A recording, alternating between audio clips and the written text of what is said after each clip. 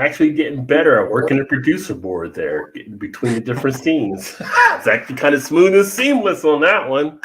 What is up? Yep. We are back on a Thursday night. Cheers, Todd. Happy Thursday to you. Cheers. Happy Thursday to you. So, week after Thanksgiving. So, 1st of December. Wow. We are here at the end of 2022, finally. After 2020, 2021, 2022, it's all like a blur. They all just kind of run together. Yeah, it's all one big blob. And now we're in the threats of the triple threat between the flu, COVID, and whatever this RSVP, whatever means to me, thing they got out there for the breathing that's taking place, which sadly is affecting the kids and the old people, it seems. But there's all kinds of stuff coming up. Yeah, I'm ready for it all to just go away. That's why we got beer, my friend. That's why we got beer. True. Yeah. But happy Thursday to everybody out there. We got Erie in the house. Cheers, Erie. Good to see you, my friend. Hopefully you're busting some butt over there on Call of Duty, if you are playing Call of Duty tonight over there. And if she's not, she's at least cussing somebody out anyway. Well, she's got EB with her, so of course she's cussing somebody out, right? So she's got somebody to fire up at. And Rod X is back in the house. What is up? Cheers, my friend. Good to see you. Been a little bit of time, so great to have you back as well. We got Jimmy in, Beer Professor, Cuff and Stuff in the house. Cheers. Y'all know Jimmy. Make sure to check him out as well. And we got Eric and Malt Muser in the house. Cheers. Happy Thursday to you as well. Great whiskey channel. If y'all haven't checked out Malt Muser whiskey reviews, definitely say to check his channel out as well, as he's up there. Probably really, really, really cold Chicago now. So he's up there with Big Daddy Mojo and Beer in Front and Mal and them. And that time of year where they're super bundled up, that's for sure. So I've been up there in the colder times. Not the coldest. My wife actually had to go one time for a conference in January. And she was talking about how cold it was when she got back. But yeah, I've been up there in October, early November. Even then, it still starts to hit you. Right. Yeah, the wind up there for sure. I'm not a fan of the cold. I mean, no. I'll take it if I have to take it, but I'm not the fan of it for sure. I must. We got let's see. Pouring a new one from Hop Butcher as we speak. Oh, nice. Have you been over the Hop Butcher at all yet, Eric? Too, or since now I guess they are open up there in Chicago. I would definitely be hit up that spot. I haven't had a Hop Butcher beer. Well, since the ones Big Daddy said, that's the only ones I've had this year thus far. I haven't had any in forever. Yeah. D'Angelo in the house. Cheers, D'Angelo. What is going on? Great to see you, my friend. Happy Thursday to you as well. Where are the weed reviews, Rod? Why would you think I have weed reviews? Because I had a couple color lights in the background. Is that the sign of a weed channel? I don't know. I don't know how that works out that way. So, no weed reviews, although unless you're talking about that weed is now legal in Maryland, but that doesn't start selling until like June. But even then, I can't really share that on this channel. So I'll have to get like one of those ski masks like the malt liquor guys do. What I do is new channel with the mask on so you don't know who it is and stuff. So oh, you're muted, Todd. I forgot my dogs were barking, so I muted it. Yeah, and then have a fake name and all that. So nobody knows who you are. Yeah, have to get one of those little voice modulator systems so they can't tell my voice over there. Start talking about the different strains. So yeah. Thursday is just Friday Eve. I agree. That's why we start drinking now. Absolutely. Start getting into it. It's been a long week. I mean, coming up to the holiday, it's been a long week at work, but not a long week in that as much of the work stuff. It's just more stuff at work, like stuff you can't control type things. Like, I think everybody in their company has some people at the company and they're just like, how do you even still have a job here? Like, and why are you bothering me? Like, you can't control those people. Yeah, but you're probably off every Friday for the rest of this year, though, aren't you? Not every Friday. This is my last full week of the year. But the next 2 Mondays I've taken off, and then we have the holiday before the holiday, so that Friday before Christmas, so that weekend, and then the company observes Christmas that follow Monday, so then I'm off. So so this will be the last one through this year. Then first week of January, I have to travel for work for 3 days. down in Alabama. So I have 2 days off there. Then I'll come back the next week for a full week of work. And then the following week, it'll be Martin Luther King birthday. Will be closed that Monday. So I've got some time upcoming, and I don't have to use any PTO days as much. So that'll be nice. Start racking them up for next year. You all right there, Ty? You look like, what's going on? That Shane just come in, and the dogs kept barking, and they're still here in the background because that bitch never shuts up. Don't talk about me like that. Yeah, you would think the dogs would know by now, so they should be prepared. No, they're just so excited to see me. What's going on? Hey. Hey. Gilbert's in the house. Cheers, Gilbert. EG. And Matt's going to work with the pipes. Well, true. Well, yeah. I mean, I'm sure when there's a will, there's a way. So just come in in a whole hazmat suit with the pipes underneath, and then it's just like you're hot boxing, but just in a suit. You don't have to be in a car. Hot box in a hazmat. Has anybody done that on YouTube? Hot box in a hazmat suit? I don't think they have. Just throwing it out there. Yeah. There you go. I'll say that for Blake. I'll let Blake go with that idea. Give away all your ideas. Yeah. Tried in the Goose Isle of Bourbon County. It's not released yet. I went to one of the many release parties in Chicago. I actually haven't opened them yet. I get the Goose Island beers, but I don't always drink them right away. So I still got stuff from years ago that I haven't opened yet. But I did get 5 of the 7 that came out through the various channels I was able to do. And that was on one of the more recent unboxings. I shared that there. But the only one I didn't get were the barley wine and, of course, the proprietors, because you have to be in Chicago to get that one. So that one was kind of like, it's out there, but it's not really out there unless you're there. But the barley wine I would have loved to have gotten, but I couldn't find that anywhere. This is the first I didn't go out to get any in years. Yeah. Well, I did drink some 2019s within the last week though. So. Well, you weren't hurting then, so you had that. No. Yeah. I saw on Facebook today from one of the beer groups I'm in. They had it down the road from where I work at, and they had the barley wine. Mm-hmm. But then about an hour later, I saw them posting. Somebody was like, "Nope, they're out of the barley." Oh, wine. what's his words on the street is gone. Like if this one on the street, you're already late. You're already late. Yeah, exactly. Yeah, I was already at home, or I would have rode down that way while I was over there. That way. Well, that's like the last unboxing video I did, or one of the last ones, and Don from Don's Beer Reviews, another great channel. Check out Don too. But he made a thing saying a good point I made on there was that you have to have more than 1 or 2 beer stores in your rotation. Because I went to Total Wine at first, and all they had, because I had to go after work that day, so I had to work a half day. So when I got there, all they had was the base stout. All the variants were going that they got. So then I went to my next spot. They didn't get any, because the way this year is different than the previous years is they really cracked down on who they're sending them out to. And if you didn't really move enough Goose Island product, you weren't getting the bourbon counties. So they were kind of disappointed because they didn't get any. So then I went to my next shop that was up there, and I got the Sir Isaac version there. But that's all they actually had left. They got the Sir Isaac, and they got the base, and the only thing they had left was the Sir Isaac. My offbeat store that I go to once in a while, and I went there last year and ended up getting like the cherry one.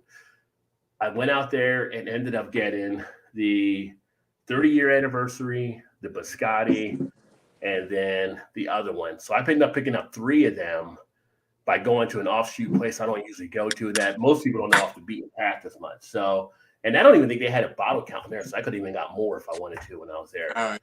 But I got the last of the 30-year anniversary when I went in, and then I got the other ones. But $49.99, that's the most I've ever paid for a bottle of beer. Last year, which one did I get? It was like $60, and that was the most I ever paid for one. Yeah. $60. Well, I stood in line. Well, I waited in the morning at 7:30 in the morning to get it. So I was like, Do you know how much it costs when you were standing in line? No, well, not that one. I didn't.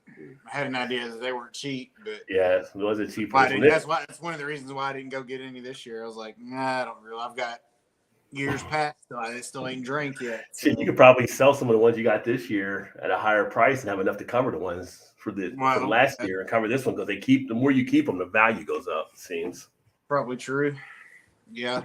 But the 30-year anniversary, that's got 4 different barrels from whiskey. So kind of looking forward to that one. But I kind of feel like that's got to be a special occasion. You put $50 on the bottle. It's like, it should be something I saw special. that one. Yeah. I saw that one. I haven't seen it, but I saw that one online or whatever. Yeah. But I'm looking forward to trying out. But they said, like, one of the articles I read, the best tasting one is supposed to be the biscottis, from what they were saying. Oh, yeah. So that's the one, the biscotti cookie type thing. So we'll see. I could have went and got some of the variants on Black Friday because her brother had to work that day, and he called me. He was at a liquor store by where he works at lunchtime, and he was calling me. He's like, "They've got some of this Bourbon County stout." Like, he didn't really even know that that's what it was, I was like, "Oh yeah, I usually go get it on." He's like, "Well, they got the regular and they got the coffee and they had something else," and I'm like, "Yeah, I don't really." Well, I figured if I wouldn't have got it, I wasn't really going to be upset because I did get all the Big Baptists this year too. Right, yeah, and I'd rather have those for sure. Yeah, so at $19.99 a pop for most of those. I think the Big Baptist Reserve, I think was $22.99, but all the rest were like $19.99, which those are isn't a bad price. Those are probably big bombers too, aren't they? Oh yeah, they're bombers, yeah. See, our West Sixth here had a release on Black Friday also of their snake cake stout, which is really good. I bet it is. Yeah. So I went over there last year also, and they had the snake cake and 4 variants, so 5 bottles for like $100. So it was like $20 a bottle. But they're big bombers also. Mm-hmm. Well, this year they just had the base and then 2 variants, but I didn't go over there for that one either. Yeah. They said it was more limited this year. They didn't make as much, so I was like, I just didn't go anywhere. I didn't go and do anything on Black Friday. You go out there, you get out there, and if you find some stuff, like I said, it was coming out after working half the day. I didn't feel like I'd probably find too much out there, but when I just saw the Big Baptist, I was like, oh shit, I'm on a roll today. Just started like grabbing them, put them in the cart, and then found a couple other treats out there. So, it's always fun to get out there and see who's releasing one. And that's a big day for a lot of breweries. But your brother is still up in Cincinnati area? No, he's here now. He's down there? Okay, yeah, because they have Dark Charge coming out now with all the variants. They have all that stuff that was happening. I did see, almost into the link that you can order it online. But they won't ship it anywhere. It's got to be picked up, right? No, they'll ship it. But I don't think they'll ship it to Indiana, but they could ship it in Kentucky. And I thought, I'll just have them ship it to my work. To your work office, yeah. So, and that's what they recommend, just because you got to sign for it anyway. So, the Porch Pirates are out right now. So, yeah. I was like, I almost thought about it because you could get, I think it was 6 bottles for, it was 6 or 8 for like $170 shipped. Yeah, and those are the bombers too. Yeah, and one of them was like triple vanilla, and I was like, oh, I bet that one's good. But that's a tasty one to actually have. But you might still be able to get online and still get them ordered. I don't really know if you can or not. May have to check that out. Big Daddy in the house. How do y'all sipping a holiday Imperial Stout from Hot Butcher Minted Chocolate Frango Mint? So Hot Butcher's getting to play down there up there. Everybody drinking the Hot Butchers tonight. Malt won the Benny's Lottery for the. Oh, that's awesome, homie. So you got all the Goose Island. Delicious, Big Daddy said. Oh yeah, Big Daddy, we tried the new Hot Butcher location yet? And sipping on some Rabbit Hole Cave Hill bourbon. Ooh, I need to get more with you, Gilbert. Find out more of your whiskey and stuff like that. And like Eric on your mom, I need to get my whiskey game up. So Blake's in the house. Cheers, Rod, Jay, and Todd, and everyone. Cheers, Blake. And happy birthday to your mother, Blake, as well. By the way, I didn't get a chance to put anything on Facebook earlier, but it's her birthday today. Yeah.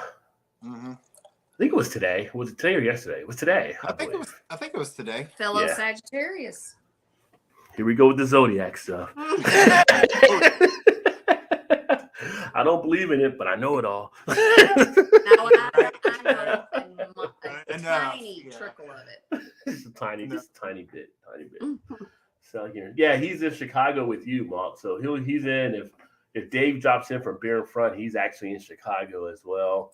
If Mal drops in from Perfectly, she's up there. So We might be having a pretty good Chicago representation here on the show. We get a lot of people from Chicago. Yeah.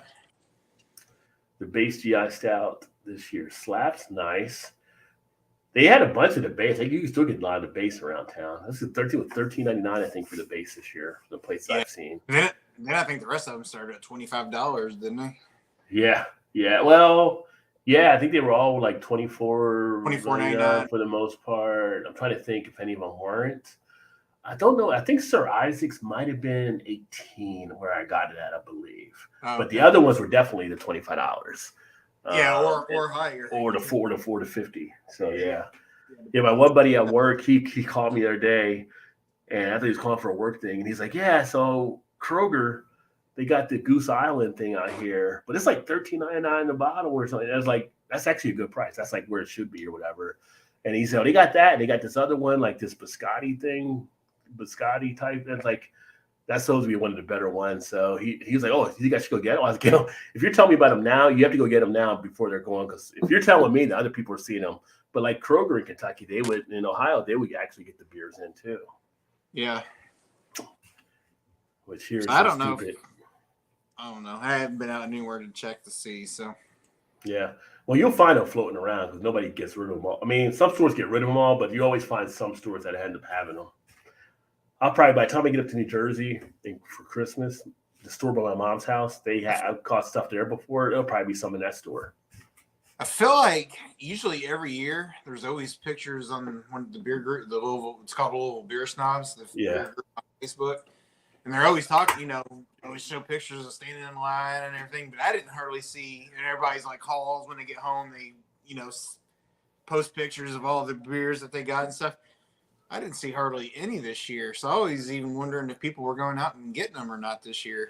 Yeah, I saw a few, but not like it normally is in years past. Yeah, I was like, oh, maybe they're not, kind of lost its luster a little bit, but I don't know. I know people still go crazy over them, and they are good. I almost cracked one tonight, but yeah. People definitely still go crazy on them for sure. $60. I didn't pay that much for 12 Samuel Smith Stingo. Yeah, imagine how much it would be in Canada, Gilbert, if it was the price here for $50 for a bottle. So in Canada, you're really getting hammered on it. If you want to get something, let me know. Jump on. Yeah, definitely. Usually, I just bring them up the last week of the month and everything like that. Todd actually asked Sarah if I was bringing someone on. I said usually it's them, but I don't know. I mean, if something changes, can definitely let you know there. We had some fun ones the last couple of times having people up here. We had Alex up here last week and Mal a couple weeks before that, and then we had Craig on as well. So we'll see. Well, and Alex was on Thursday when we were just kind of bullshitting basically or whatever. Yeah. Had to give Alex the no founders thing there. Like, I guess can't bring it on the show. I don't hate you for drinking it. It's just I don't have it on the show. And he was like, "Huh?" No, he asked. He actually knew. He asked me, and he's like, "Okay, well, I'll go get the other beer then." So, yeah. Yeah, he did ask for that. Yeah, I forgot about that. He did. Alex is a good guy. So yeah.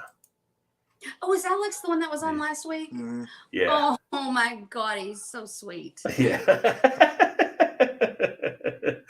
Yeah, he's a great guy, and he's actually about 10 or 15 minutes from where my mom is up in New Jersey. So if I get a chance, I don't know, it'd be tough to try to see him when I'm back up there because it'll be like a Christmas holiday. Everybody's with their families and stuff, No, I remember he said something, and he was like, "My aunt said that. I got that saying from my aunt." Remember that? Oh yeah, but I was like, "Oh my God, that is so sweet." I can't remember the saying. That's what I was gonna say. I don't remember what he said. Yeah, his aunt was like, I met his aunt when I was up there when we got together too. She was real nice. So. Oh, I don't even remember. That's gonna drive me crazy now. I can't remember what it was. But. Well, I'm going to crack open a beer. So, Todd, you cracked open one already. So, what did you crack open?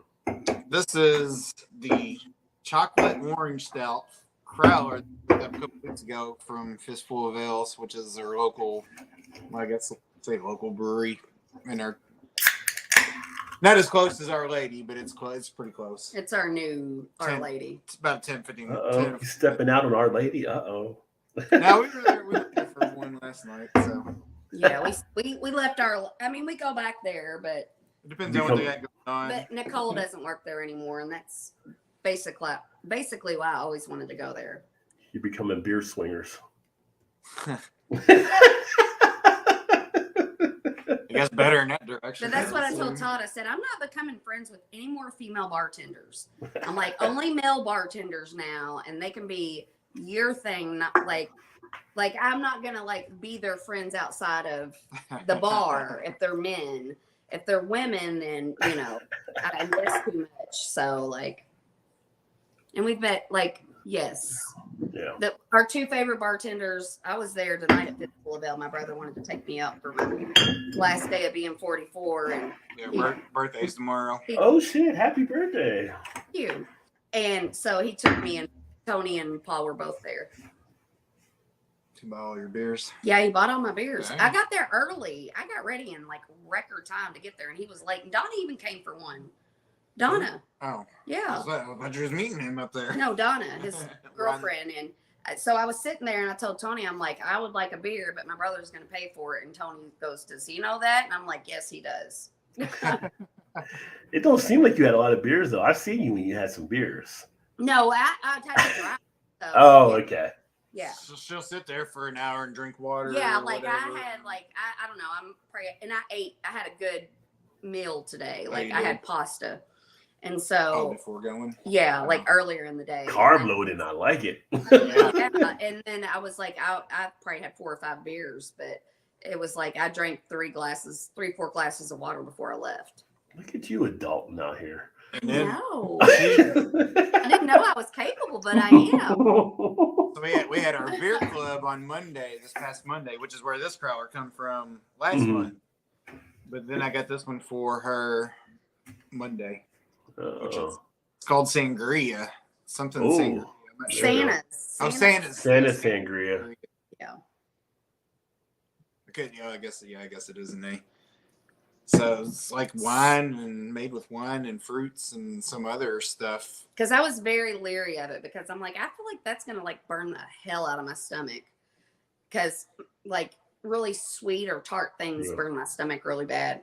And he was like, no, because sangria is very red wine heavy, and I'm and I'm a white wine girl, not a red wine, but Donnie was drinking it tonight, and he's it's so good, and he was good. Trying to get me to drink. I'm I'm happy with my Hefeweizen. I don't need that. Well, I picked it up for Monday because she wasn't able to go, so I was like, I'm gonna get that one for her because I think she'd like it. So we went last night and had some chicken wings and a couple beers, and I was like, well, just take a sample of it just to see if you like it or not before you go pop and open a big, the whole can inside and you don't like it. I'm we have it at home. I'll try it at home. I'm happy with my Hefeweizen. Well, no, but if you're taking one drink and didn't like it, then you'd have been wasting that whole thing. Yeah, but you would have drank it. Not after I already opened one. Okay, you're making things too complicated. Have you had sangrias before, at Mexican restaurants? Okay. Oh yeah, I've had I've had because it's red wine with a bunch of fruit in it. Mm-hmm. Yeah, they're good, but they just burn the hell out of They tear you up a little bit, yeah. Yeah. That one's pretty good though. They did a pretty good job on that one. Yeah, I don't know about. Go ahead. I was asking Tony, the bartender. I was like I'm just afraid of it and my brother has the same problem. And I was like, Donnie, I'm does it burn your stomach? And he's like, no. And Tony was like, well, it's we do it, but then we run it through the beer filtration thing, so it's not really sangria, but. Yeah, cranberries. Yeah, cranberries are another thing that would burn the hell out of my stomach. Oh, they can be acidic there too. Yeah. Yeah, I don't know about those Fridays, D'Angelo. 4 Loco Fridays. That just seems like terrible things are going to happen. Like gut rot, drenching. Yeah. And the malt liquor Monday. Yeah, Eric was doing. He stopped doing them there, I think, with the malt liquor Mondays. I haven't seen Eric do anything on YouTube. So you guys said last week he has a girlfriend, or did you tell me he had? No, I think Erica and EB told me he had a girlfriend now. Yeah, Eric from Michigan. Yeah. Yeah. Oh yeah, he's got a girlfriend. Yeah, Oh, he was yeah, telling good us for him. about her when we were in Michigan. Oh, They- okay. They weren't They like just together, started kind of talking or whatever. but I guess it's turned into something now. Which yeah, I'm happy for him. Yes, I don't even know if he's doing the malt liquor. I don't think he's doing the malt liquor type stuff. He's probably like, No. Last thing I seen him post was something, you know, like his yard work stuff or whatever. He's in love. He don't have time for YouTube. It's a thing of the it's the part of the courting type thing, I guess. Yeah. The oxytocin will work eventually, and he'll be like, "Oh yeah, what about YouTube?" I'm sure he'll come back to it. Probably. Well, I'm thinking he'll come back to it, but who knows? I was actually going through the last week or so, going through some of the YouTube channels, and was interested just seeing some of the old ones that are doing YouTube now that were doing it a few years ago, and I didn't realize how many people had not really been posting as much. So kind of just updating and stuff. Whatever happened to God, what was that guy's name? He would always fall asleep while he was on camera. Oh, he's about Lance. Yeah, Lance. Yeah, well, Lance got married, so Did he? got married. I think that kind of brought him down off the YouTube type stuff. Wouldn't he be hosting like when a bunch of people was on there, and the next thing you know, he'd just be sitting there and he was asleep. Yeah. Oh, I envy that. 45 minutes later, he'd wake up. And Well, I don't think it was really his call because he had narcolepsy, I guess, or he was dealing with, yeah. So but he would doze off on stuff. So at least that's what I was always told. He had like narcolepsy, but yeah, narcolepsy would be just as bad as insomnia. Because like I envy people that can just fall asleep anywhere. Like it takes an act of God for me to fall asleep. yeah. I was wondering what happened to him, hope he's doing okay. Yeah, but he is. I don't think he did. I think because when I went through the channels, like I pulled at his, and I think his last video was probably like 3 years ago or something, 4 years ago. It was like a while ago, and I know at one point he was doing stuff, and he got back in that thing doing auto dealership sales, and that kind of took his focus away on stuff. And I think he was just kind of evolving out of it and doing some different things. YouTube is a hard thing to actually keep It takes stay a up lot on. of dedication. It's more than what people I think we actually have to do to put up a channel, and that's honestly that's why I haven't started one, because I'm afraid how time consuming it becomes. You know what I mean? Like, yeah. Well, it all depends on what you want to kind of do with it or get out of it, I guess, so to speak. But yeah, I know if I jumped into it, then I'd be like, you're like me, you're going full gun ho, I'd get right? sucked in. That's what she would be too. But then I'd give up. I'd be like, this well, then isn't you get funny tired. anymore. Yeah, then I'm you gonna get move on tired to of it something about else. 2 weeks into it. So I'd be like, YouTube, I did that one time. I fucking forgot about that. yeah. Yeah. It's like your MySpace page. I had a MySpace page. Yeah. I died to remember my MySpace page. I wonder if those profiles are still out there. I think they are. I think they're still out. Probably. God, I would love to see how cheesy my MySpace page I think Tom's asking people to try to come back. Who knows? Twitter keeps messing up. Maybe MySpace will become a new thing again. MySpace was a lot of work, though. You had to get a song, and you had to. It was dial-up days, so it wasn't just like instant. Like I never did MySpace. It was a lot of work. You never had a MySpace page, really?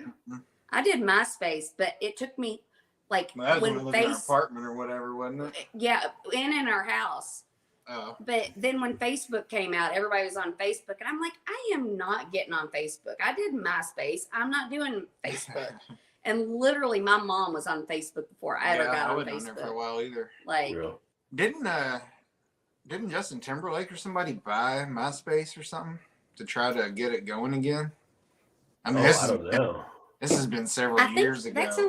That sounds like you might be right. I think that might have happened. Why do you act so surprised that I might be right?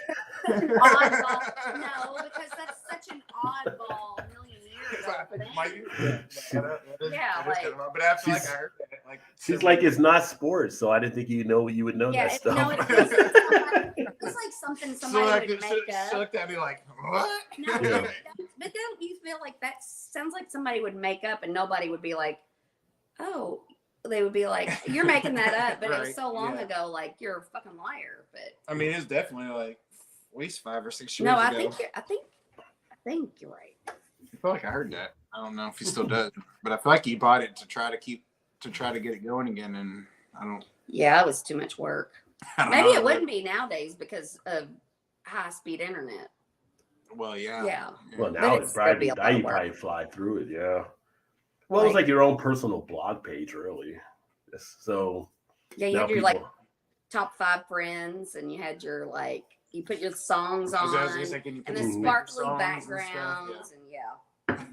I remember the song that was it on kind of mine. was like a live diary type thing almost. My song I had was "Umbrella" by Rihanna was my song on there. Was it really? Yes. Yes, because like I was like, that is like, yeah, you can stand under my umbrella, like, you know, stand under my umbrella. There you go. It's pretty good. Have you had that? Is that the porter? No, it's the chocolate orange stout. Chocolate orange stout. It's more chocolatey than It does smell chocolatey. than orange. I don't hardly get any orange at all, but it's like 12%. I can't do 12%. No, I just wanted to. Yeah, it's taste nice it. to have a taste of. Yeah. You said you can't do 12%? No, I can't. I've seen you do bigger ABV beers.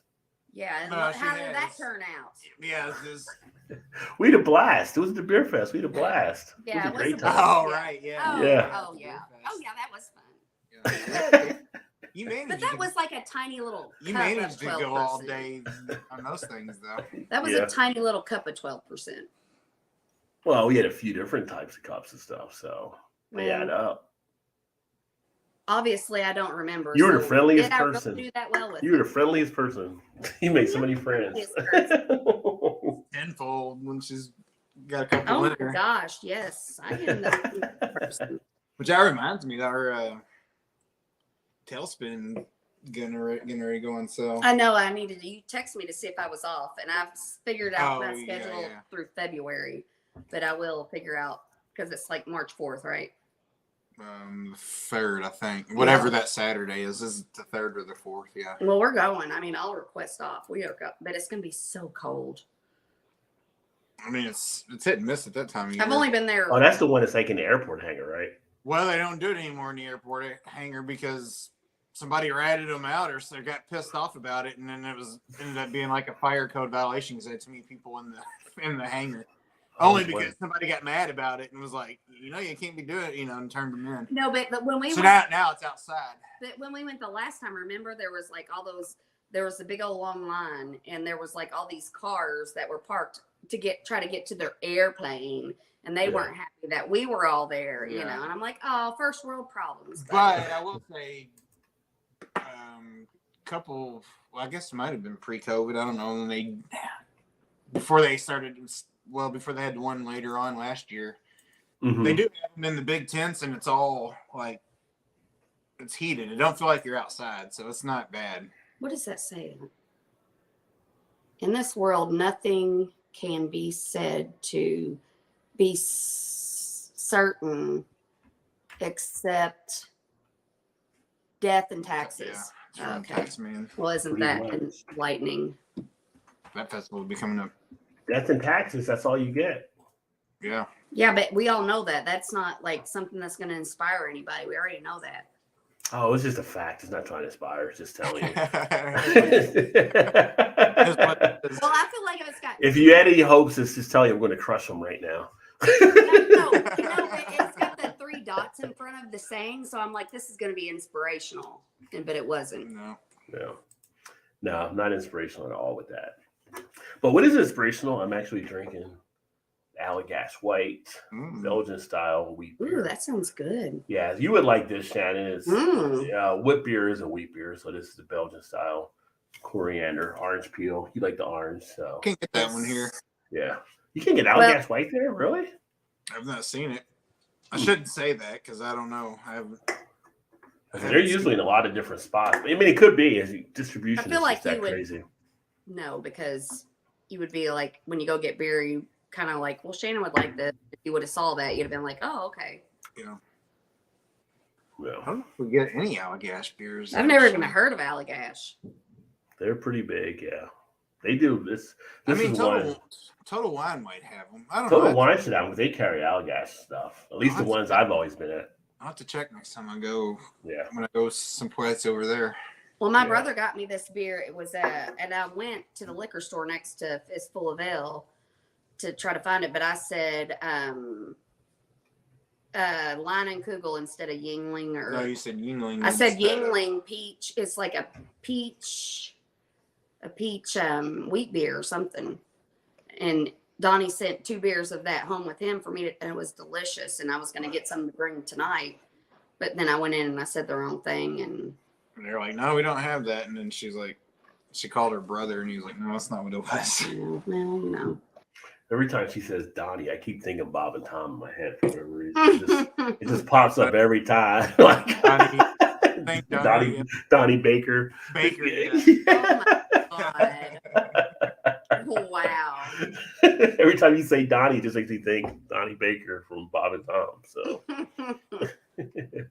but Gilbert said Erica was up in Toronto last week, so that's pretty cool. I wonder if you got to meet up with some of the Canadian guys up there because, off the 10th, Chris, he's up there in Toronto, and actually Joe's not far from Toronto on the Buffalo side. He's just across the. Right. Did he ever get any of that? No. I don't know how much he ended up getting. Last time I messaged him, though, when it first started, he was like, I only got like 3 point something. Other than like 20 minutes from him, I already had like 4.5 feet of snow or whatever it was. But he said it was headed that way. So I don't know if he actually got much of that or not. So I don't really know. I feel like Buffalo got slammed last night. It was just like, good thing they moved the game out the weekend before last. Yeah, that's what she was talking about. I mean, I would kind of like to experience that once in my life. All that once in my life. No, I can still remember back in, I think it was 73, 74. Sometimes we were a little kid, but we had it was 77. It was the big storm of 77, maybe. 77 was a big snowstorm. Yeah, and we had like in New Jersey, like literally, you look out the patio window and it was like stacked up, like I want to say it had to be like 8 or 9 feet of snow. Like literally, people would build tunnels to come out of their little things to walk through. My brother said they were off school for like a month or something. Yeah, and then. Like back then, you didn't have the Weather Channel be like, "Hey, you better hunker down. There's going to be 5 feet of snow." And I mean, but you had the forecasters telling you they're expecting a big storm coming in, but they didn't have it as scientific as it is now. You're right. I mean, and we do now. Like if they were like, "You're going to get 5 feet of snow," I'm like, "You don't know what the hell you're talking about. You're wrong all the time." And then I'd be like, "Shit, we don't have any food in the house." The one time they're right, you didn't go to the store. So exactly. Yeah. Damn it, that one time they got it right for once. Yeah, 78, and then it was like 92 when we had the big one that came through when we moved to Cincinnati. Yeah. No, 93. 93, we moved to Cincinnati. We were in Kentucky, and that's when they shut down part of I-75 because the roads. Yeah, it was the same time you guys had it. Was like 97. No, I'm talking about before. No, I mean when I was in high school, I was like a sophomore. No, I know that one was, but I'm thinking then in 97 was a pretty decent one. Yeah, but it was. But it wasn't big as 93 or 90 because that's when they had like the highway of 75 closed and they had to pull truckers into Florence Mall's parking lot because they shut down parts of the highway and it was just like this terrible storm that hit or whatever. So, but it still wasn't as bad as what Buffalo just got. Like I've never seen that. Yeah. Yeah, they were talking about how deep. I'm like. 2 inches of my head would be showing. Yeah. Like I'm 63 inches tall, and it was like. Well, there was a guy that was 60 inches deep. Shot a guy who was like 6'3" or 4 or something, and it was like up to his. Yeah. Chest, it was like almost covered him up, and I was like, "Jeez, that'd be nuts." Yeah. In fact, if something like that were to hit here, we'd be stranded for 6 months until the sun come out and melt it all away. So dramatic. Be a good time to be. When there ain't even no snow now. It would be a good time to be a prepper. You would be a prepper if that happened. Yeah. That's when you're like, oh, I got beer downstairs, just sitting waiting to be drunk. We're gonna test to see how much beer I got at this point. Yeah, we're gonna see how long we can go. Right. Yeah. Like, well, we ain't got no food. You don't have to have food. Beer can serve as a meal. People have lived off it before in the past. But literally, Rod, does this ever happen to you? Like, I'll be like, I haven't eaten all day. I'm so hungry. Let's go out. I'll go out. I have a couple of beers while I'm waiting for my food. By the time the food, I'm like, I don't want that anymore. I'm not even hungry anymore. And then I keep drinking and I don't eat, and then then Shine is like, whoop, whoop. Yeah, it's like, yeah. The show is on. Yeah, and it like, but do you ever like not eat and then you drink and you're like, well, I'm not hungry? Yeah, but I mean, I've done it and not eaten and then drank, but then it's like the next morning I wake up where I'm like hungry or something, like just, you know. Bring me all the food from the breakfast spot. Like, yeah. You over get stuff. It's like you got bacon and sausage and pancakes and French. It's just like there's way too much food here, but you feel like you want something of everything. So yeah. Gilbert said Chris is closer to Joe than me by like 5 hours. Yeah, you're definitely closer. Eric was 30 minutes way down Highway 7.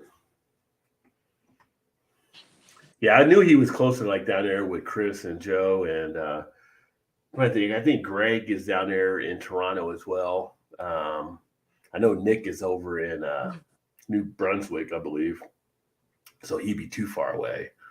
How do you remember a few of the Canadian guys and where they're from? That's insane. Selective memory, I guess. It's just you have stuff in your head that you just don't know. You can just remember some stuff, you know. Yeah, I meet so many people and I never remember their names. Names are sometimes tough to remember all the names. You got to hear it sometimes or wait for somebody else to say the name. Like sometimes, like you meet somebody, they told you their name, but you like don't want to ask them again. So you're in a situation and you're waiting for somebody else to say the name so that you can pick it up. Yeah. No, you're just hoping. You're like,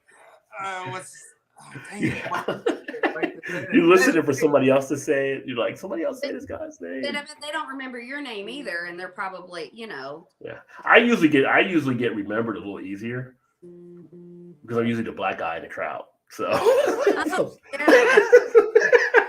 yeah. So I remember. Yeah. For some reason, nobody ever forgets my name as much. Usually, especially in the field I work in, because it's mostly all white males and some white females, but it's not as many black males. There's more black males in it now, but you know, I used to joke in our office, like, you know, when they hire somebody else, and I'm like, oh great, I'm not the black guy in the office anymore. Now I got a competition, you know. So. Yeah. So, but names could definitely be tricky. Yeah, I don't. Honestly, I probably don't even ask half the people I meet what their name is. So yeah. I mean, it wouldn't matter anyway because you don't normally remember most of the time anyhow. That's fair. I mean, do you need to know everybody's name? Because taking on a name is making a commitment in some way. It's like, I don't know if I really want to know you that much to really know your name fully. Yes. She won't remember their name, but she goes, oh, but you are a Virgo or you are a Gemini, but yeah. You're born in this time and time, but I don't know what your name is. You can always do the word. You can always do the word association. I know people that do the word association for stuff. They try to match it up. Yeah. If I really want to remember your name, I'll make up a little rhyme or be like so when I get a new job, I have like 30 patients, and when I first started, which isn't very often, but like I remember I had this one little lady, she was so sweet, and her name was Mary, and I was like, Mary with the sweet little smile, you know, and so then I remembered her name. But wouldn't it be much easier just to remember Mary instead of remembering Mary with the sweet smile? Well, it's how your mind collects the information. Yeah. I mean, some people do like a word that would rhyme with it, though, you know, too. That's the way. Yeah. Although if your name is Nick, it might not always be a good thing. I'm just saying. No, because it'd be Nick, not the Dick. I don't know if people would put the not in it. Nick might. I would think be. So either. No, I but would if think it was the a not. super nice guy named Nick, then I would. But if he wasn't a super nice guy, well, then I would omit the not. They didn't go in several different ways then. But if I didn't have to put the not in there, why would I want to remember him or his name? Correct. Yeah. Well. Let's see. Mick's in the house. Cheers, Mick. Mick's over there in the UK up late. 2:30 a.m. here. My wench for the night is feeling frisky. I'm going to drink up and slip her report. Wench. Last time Mick was here, Mick got us in trouble with the whole, what was it, clutch thing or whatever. So no, that was me. But then wasn't Mick the one that brought? He was the one that brought it up from overseas. Craig you did. Craig did. That was Yeah, Craig, yeah. And I didn't apparently the YouTube censors knew what that meant because they were like, okay, this is restrictive now. Yes. It was so weird to me. I'm like, that is like the most harmless word ever, but that's me living in my own little world in Indiana, thinking there's no other countries out there that would have bad words. It's just vocabulary, but yeah, vocabulary can do that. Cheers, Trez in the house. Throwing back for indeed. Trez is of course working tonight, I think. So we got you. Yeah, my name is Hey You. There you go. You just call him Hey You. Right. Hey You can work. Hey You. Yeah. Vanessa's in the house. Cheers, Vanessa. Vanessa, my fellow Sagittarius. Her birthday's like the 4th, isn't it? I got her birth chart in here, so I can tell you. You just said, how do I remember something like that? You're like, her birthday the 4th. She's a Sagittarius, blah, blah, blah. You just like it. She knows all that. Yeah, you're a Pisces. All I said was somebody living in Toronto. You got right. Name, date, birth, birthday. Vanessa's birthday is today. Is it? It's the 1st. It's her birthday. Happy birthday, Vanessa. Birthday, Vanessa. I did not know it was Vanessa's birthday, so happy birthday. Yeah, baby. Yeah, baby. Yeah, baby. Yeah, baby. And now that, like, when I did her birth chart, I was just like kind of getting into it. But now I realize she's a Sagittarius sun, a Virgo moon, and a Scorpio rising. So that's like, I feel so like bad for you people that have like all these conflicting signs. I'm all fire. All my big 3 are all fire. Like I am, like it's not that complicated. But you might have like a fire sign as your sun, and air as your moon, and an earth at it. Like God, I couldn't live that way. Everybody's going. I don't even know what you're saying. I feel like the house of the. I feel like the house of the rising sun's about to play. They'll be like, "Do you understand the words that are coming?" She said, "Yes, my birthday today, Happy December 1, birthday. turned 61. Happy 6-1 there. And hers is tomorrow. So Yes, Sagittarius. There you go. So yeah, the best sign ever. Don't worry, Miss Shannon Cleo's got you covered. Here, so. He's a psychic, not an astrologist. Well, since it's Vanessa's birthday, I feel like I should have some glitter. So, I'm going to do the He does not have patriarchy after That's dark. not glitter. in the The, can. the unicorn farts. So After dark. 8.5% ABV. Do you know how excited I would have been if she would have grabbed a handful of glitter and threw it up in the air? Who would have glitter just laying around? I'm not. Well, Richard, that's I'm not. It's like I'm rich. It's not like I'm Richard. Like I'm Richard Simmons or something. I came out with a lot of head. That's what she said. Oh my God! You guys are finally catching on.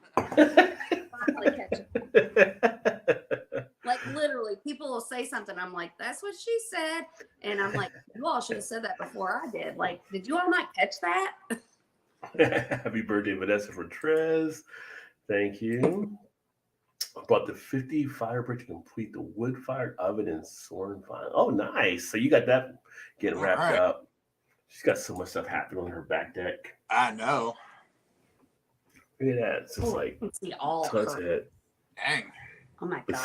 see the glitter inside the beer? Yeah, you light- kind of see it flicker. Yeah, when the light hits it, right? Oh, When the light, yeah. very. I love a beer when with the light glitter in it. hits, there you go. You can see the glitter shining from Vanessa's birthday. It's like Yeah. Goldschlager. It's like when the light hits it. Yeah. It's like the little pieces of gold in Goldschlager. Remember? Yeah, it's like edible glitter. Well, I hope that was what was in Goldschlager. Yeah.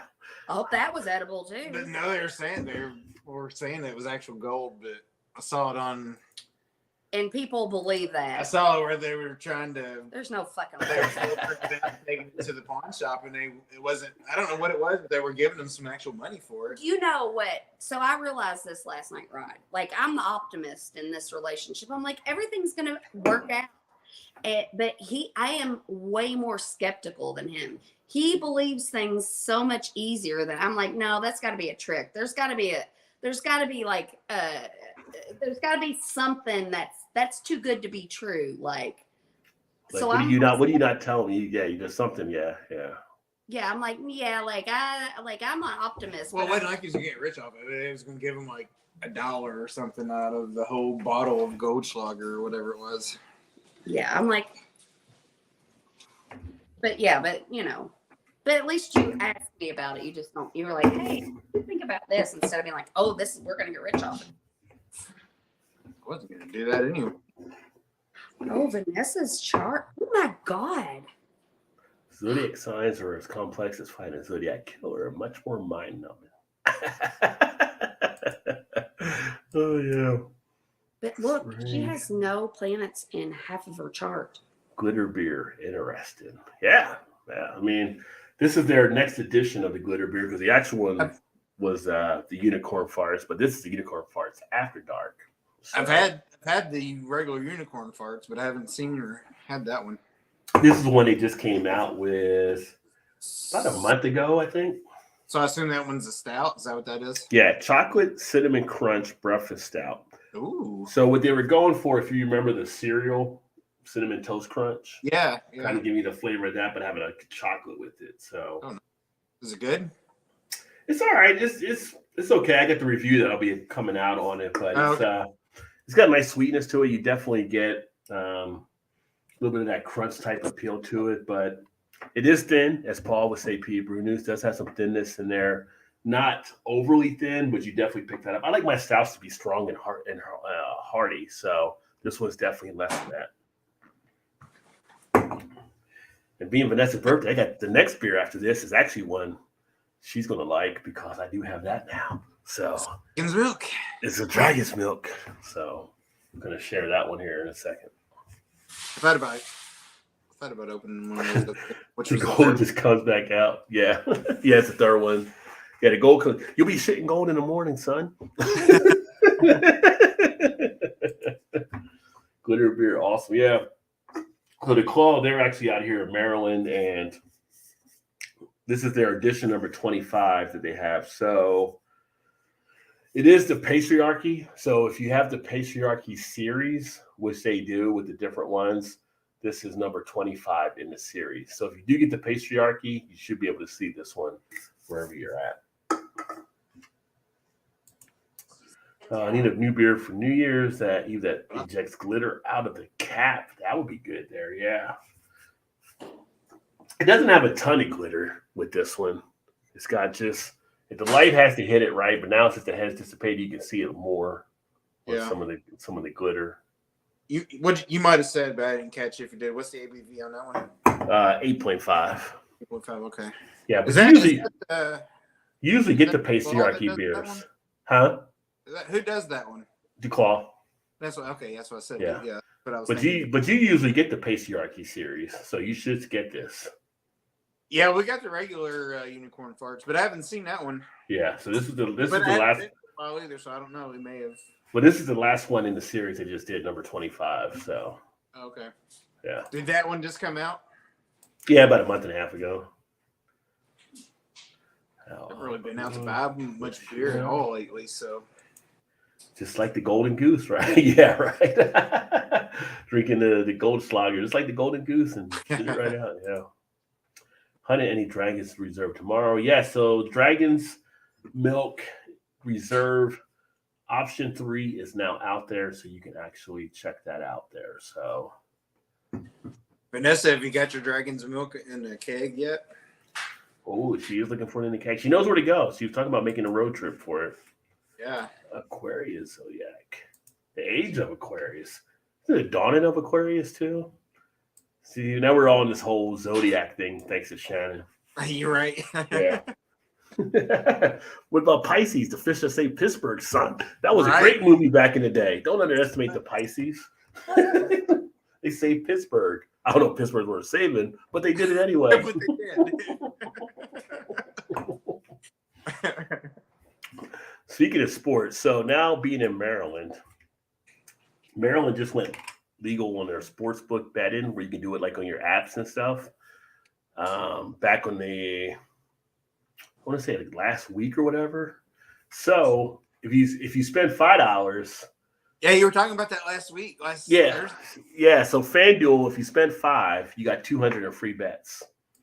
And then there was. Oh, I should have known that. I would have sent you an invite for it. Yeah. So you would have got 50. Yeah, and so there was another one that did it. If you did 10, you got like 200 as well. So anyway, I ended up doing a FanDuel. I'm like $5. So shit, why not, right? So I ended up putting the bet out, and it was like one of the soccer games. I ended up winning on so I ended up winning that bet. But then I got 200, put that out there, ended up from free money getting like $115,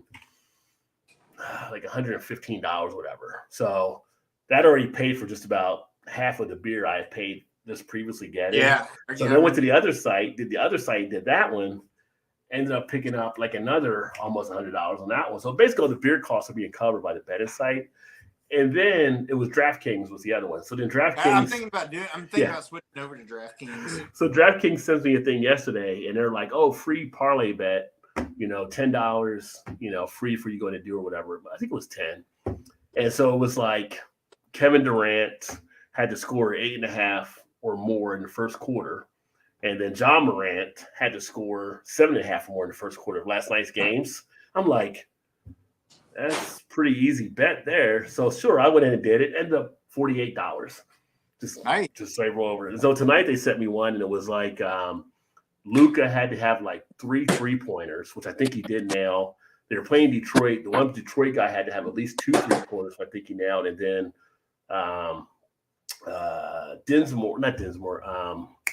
one of the other players on the Mavs, he had to have like 20 total for points, rebounds, and assists. And I'm like, it's free money, so I'll go ahead and do that there as well. And It's just like, if you're going to keep sending me free bets, I'll keep doing the free bets. Right. I mean, and not costing me anything. And they sent me a thing now, like you could bet on the U.S. game on Saturday, and if you lose, they cover your bet anyway. I'm like, what is this thing where you're just giving away free stuff? Like, who's not doing this? It's like somebody offers me a beer. I'm going to try your beer. I mean, you're going to give me beer, I'm going to take it. So. Yeah, that's how I actually got started on FanDuel. Was a friend of ours was like, here, I'll send you this link. If you sign up through that, he got $50 and I got $50. Yeah, I put a thing on Twitter. The deposit was like $10 or not even $10. Mm-hmm. So I've had it for like 3.5 years, and that's pretty much all I've ever started out with. And I've got it up over. Oh, your betting stuff? Yeah. I've got it up to like almost $400 or $500, but now it's like $260 or $80 or something like that. Well, I just put a thing. Bet here and there just for fun, Yeah, I put my referral link out there on Twitter and stuff, but I'm just like, I'm not really the person you want for this, because I only did it just because I was in here and I just was doing it early on just to shoot the shit. But it's like, I'm winning. I just take the money off and put it in my account. So I'm like, this is money going right in. Like, you're not going to get me hooked. I don't have an addictive personality, or I'm not going to get addicted. I only bet. Yeah. I only do $10 bets. I don't bet. Like, her brother bets a bunch to try to win a bunch, but then he withdraws it. I'm just like, I just sleep. Sometimes I bet $10 on the game just to have interest in watching the game. You know what I mean? Occasionally I may go in there and do something. Like I got one of the free bets on Saturday for TCU to cover against Kansas State. It's 2.5 points. I'm thinking, I know Kansas State almost got them the first time, but I'm thinking the TCU team now can cover 2.5. And the other one is USC beating Utah. So I'm like, sure, it's a free bet. Go ahead and throw it out there, run with it or whatever. But it's just like, I take it out. I'm like, I'm not going to gamble really that much on it. If something pops up, like you said, I might throw something out there, tournament time or something, if I think a team's going to do something. But I'm like, oh, this is just free money you're sending to me at this point. So, Are you going to give me free bets now? Shit. Yeah. What do I got to lose if it's free? I just throw it out there on something. If it hits, it hit. I got better odds winning on this than I do the Powerball. So, yeah, I'll go and do something. Right. Yeah. But since we have that legalized now, and the other one I looked at was the MGM Grand, but I'm not sure I'm going to do that one. That was one Jamie Foxx, they've been having kind of advertised that one out here. All right, yeah. Yeah. But I'm like, yeah. So my beer's been paid for, which is nice. Hey, that makes it worthwhile. I got to be quiet because my daughter's down in the basement. I bought this, my mom passed away. So, I bought this for her, and it's like full of questions that I would fill out for her. And if something ever happened to me and she had questions about who I was, she would have this book. Oh. Yeah. So I'm like. It was a Christmas gift. Yeah. I'm like, I would die to have this from my mom, like. That's pretty cool. Yeah. I'm just like, she might not appreciate it now, but one day when I'm gone and she's my age, she'll be like, I'm so glad I have that. And she'll go, why does every page say my mom liked to drink and was a big drunk? No, I'm talking about it. Oh, It's me for the questions about me, and I answer the questions. Oh, like, you answered. It was like, what was my childhood like? So who were my she asked you and you grandparents? answered. No, the questions are in here. It's like what I miss most about being a child, and then I would answer that question. Yeah, she answered. Her daughter reads it. Later, Yeah, Kaylee's going to read it. What did my mom miss most about being a child? So you fill it out and then give it to her. Yes, Oh, yes. okay. Because I wish I would have had something like this from my mom. You just said not to talk too loud. And I know. Talking so loud. But I bought two of them. I bought one for his mom so she could fill out so we could have it. She's probably watching, so. Oh, fuck. Yeah. Yeah. I mean, yeah. Peggy probably. Well, I don't know. Peggy hasn't said anything if she is watching, so. Peggy's like. She doesn't anymore. She usually just watches. Yeah, Peggy's probably. She'll jump on and be like, shit, I ain't doing all that work. I ain't writing all that shit down.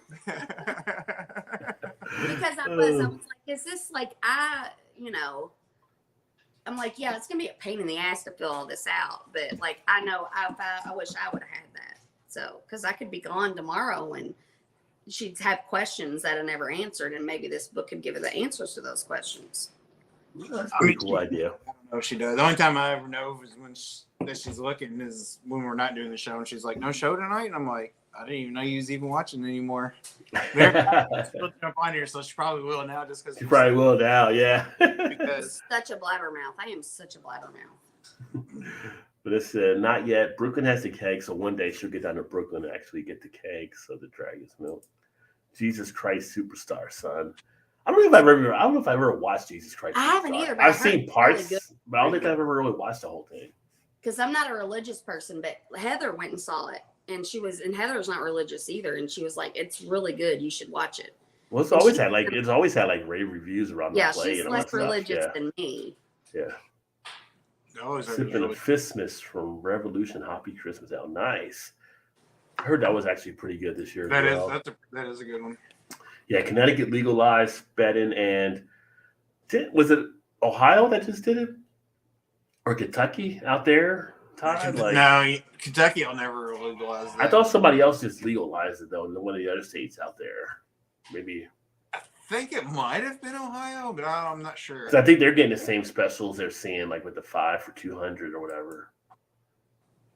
Still use my bookie. When I'm over at work, yeah, like during the NCAA tournament and stuff, like I can't make any bets while I'm at work because I'm over in Kentucky. And it picks because it locates your thing. Yeah, it does your locator. Yeah. I'm like, damn it. So I either have to bet before I go or just don't bet at all. You gotta go to the border. Aunt and uncle's in Tennessee, it's legal there, so I can do it there too if I have done it a couple times there before. Here's one of the questions in the book. Activities, sports, or clubs I was involved in? None. Next question. Activities. Oh! That's fair. You'll I will resist. write that down. Lots of boys. Kilmer says, still use my bookie, keeping him in the Italians in business, son. That's funny. This one's for you, Trez, Big Daddy says. Is YouTube going to catch that comment? Who knows? You know what? Actually, when I do the live streams now, they'll put a limited thing on. I always have to send them a thing after the show, and they do go manually review them to make sure they're actually clear to go ahead and do this. So we'll go over one that we had when that all happened. Is the only time recently. I think there was like one a few years ago where they said, no, that definitely needs to be limited. They don't tell you the reasons for it, though. They just tell you, like, yeah. They just say, this is the way it is. Yeah. Oh my God. Here's a memorable time I got in trouble. Would you fill this out? I got one of these. Why is that like a whole full page? Well, because it would be like probably not. I mean, for you, it might be the time I said 2 + 2 was 5 instead of 4. Mine would be like, oh, let me tell you, I need more things to say. I would never fill that out. You'd be wasting your time. Yeah, because that's what I would like for you to do it too, but I know you wouldn't do it. So most of that stuff I probably couldn't fill out to begin with. So I wonder what comments you said there, Vanessa, that you got banned for Halloween. I can only imagine. Oh my God, my thoughts and experiences. What's up, JT? JT. Stay with us, Shannon. Stay with us here. I know. She's on the shiny thing right now. I am. I love funny things. I like when Peggy shows up, Vanessa says. Peggy's always nice to have show up. What up, JT? Hey, JT, Chicago representing. Yeah, Ohio's not legal, so Ohio actually just had it too, where you do the 5 for the 100. It's funny because I had one of my friends here in Maryland that I knew. I said, I don't know if you signed up or not, but here's the thing. He's like, man, I've already got like 3 of them already going. Like, I was like, shoot, could have had you referrals. Like that'll be a thing that'll be legalized in all the states except for Kentucky. Unless Churchill Downs owned the gambling site that made it legal. Well, yeah. Well, it's like them fighting marijuana there too. Because they won't allow any like gambling casino boats. Yeah. Oh my God, I'm so sick. Like we have one here that Kentucky could have had, but they wouldn't allow it, so they get moved over here. And then they're in like going towards Cincinnati and where's that? It's in Kentucky, but it's in even when Indiana had Vive, Indiana, which is on the right there in the Kentucky's. You got to go through Kentucky to get to it.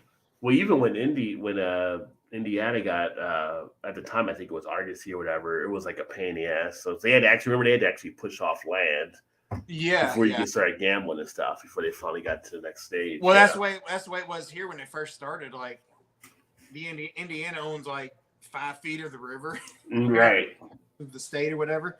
But they were able. I think it was about the width of the boat. They had to travel up and down. It was like on a wire. Yeah, it was like on a wire, and they just went back and forth like 100. It's like just like Josie Wales. It just made it difficult to get off if you had too much to drink, or you got in a fight with somebody. You had to stay until they got back to. I'm sure some people swam. Some people, I'm going anyway.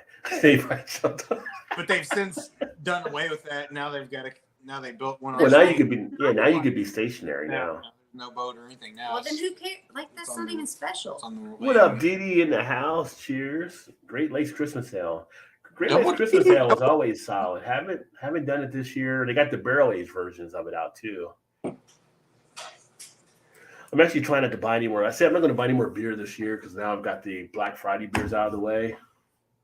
Never say never, Rod. But I'd be lying to myself because when I go to New Jersey, one of the couple places I'm going to go to is a couple beer shops when I'm up there. So I'm really going to make that lie. Like one of the energy that I feel from you is just kind of like you don't really just blow your money on a lot of things. I feel like, and I don't even feel like you're blowing the money on the beer because it's something it doesn't just go to waste. Right. But I feel like that's where you would spend your fun money at. Do you spend your fun money on anything other than beer? Fun money? No. Money that, yeah, like. I don't really either. Honestly. No, you don't. If it's not on the actual beer itself, I mean, I'm not doing it now because we're at an apartment. Once we get our house and settle, then I'll buy more stuff. Right. Probably more around beer. Like I have my old back wall, how it was designed previously. A lot of signs and there'd be books and all kinds of stuff. So probably I might spend on some stuff like video equipment, all kind of stuff. I'm debating on getting a new. What I noticed is that a new microphone? No, the same old microphone there. Just wasn't in the camera view. Right. Okay. So it was the shifting of things here in the office and stuff like that. So, but anything now, like I wouldn't even call that fun money though, because now that I get monetized with YouTube, it's more investing in the YouTube to try to get some stuff to actually go to another level, so to speak. I don't really have stuff for fun money. I mean, gaming. I do the gaming stuff. Maybe some of the games I'll get once in a while. But I'm even picky about the games I'll buy. Okay, I have a question. What is the most? I mean, if it's not just what you would be comfortable. What is the dumbest thing you've ever spent money on? And Todd might I don't know if Todd knows I blew all this money on this thing years ago. Sleeping bag thing or whatever that you. No, I didn't even get that. I not returned sleeping bag, it. But well, no, I know, but you did. He's like you did. I was obsessed with this game on my phone, and it was called 4 Dots. and I would just spend a little bit here, but I figured it out, like $100 a month for probably 5 months. I know that. On just a stupid fucking game. You know, I'm like, that is the dumbest thing ever. You know, that's why Andrew always gets on Eric because he's always spending money on Andrew and Eric.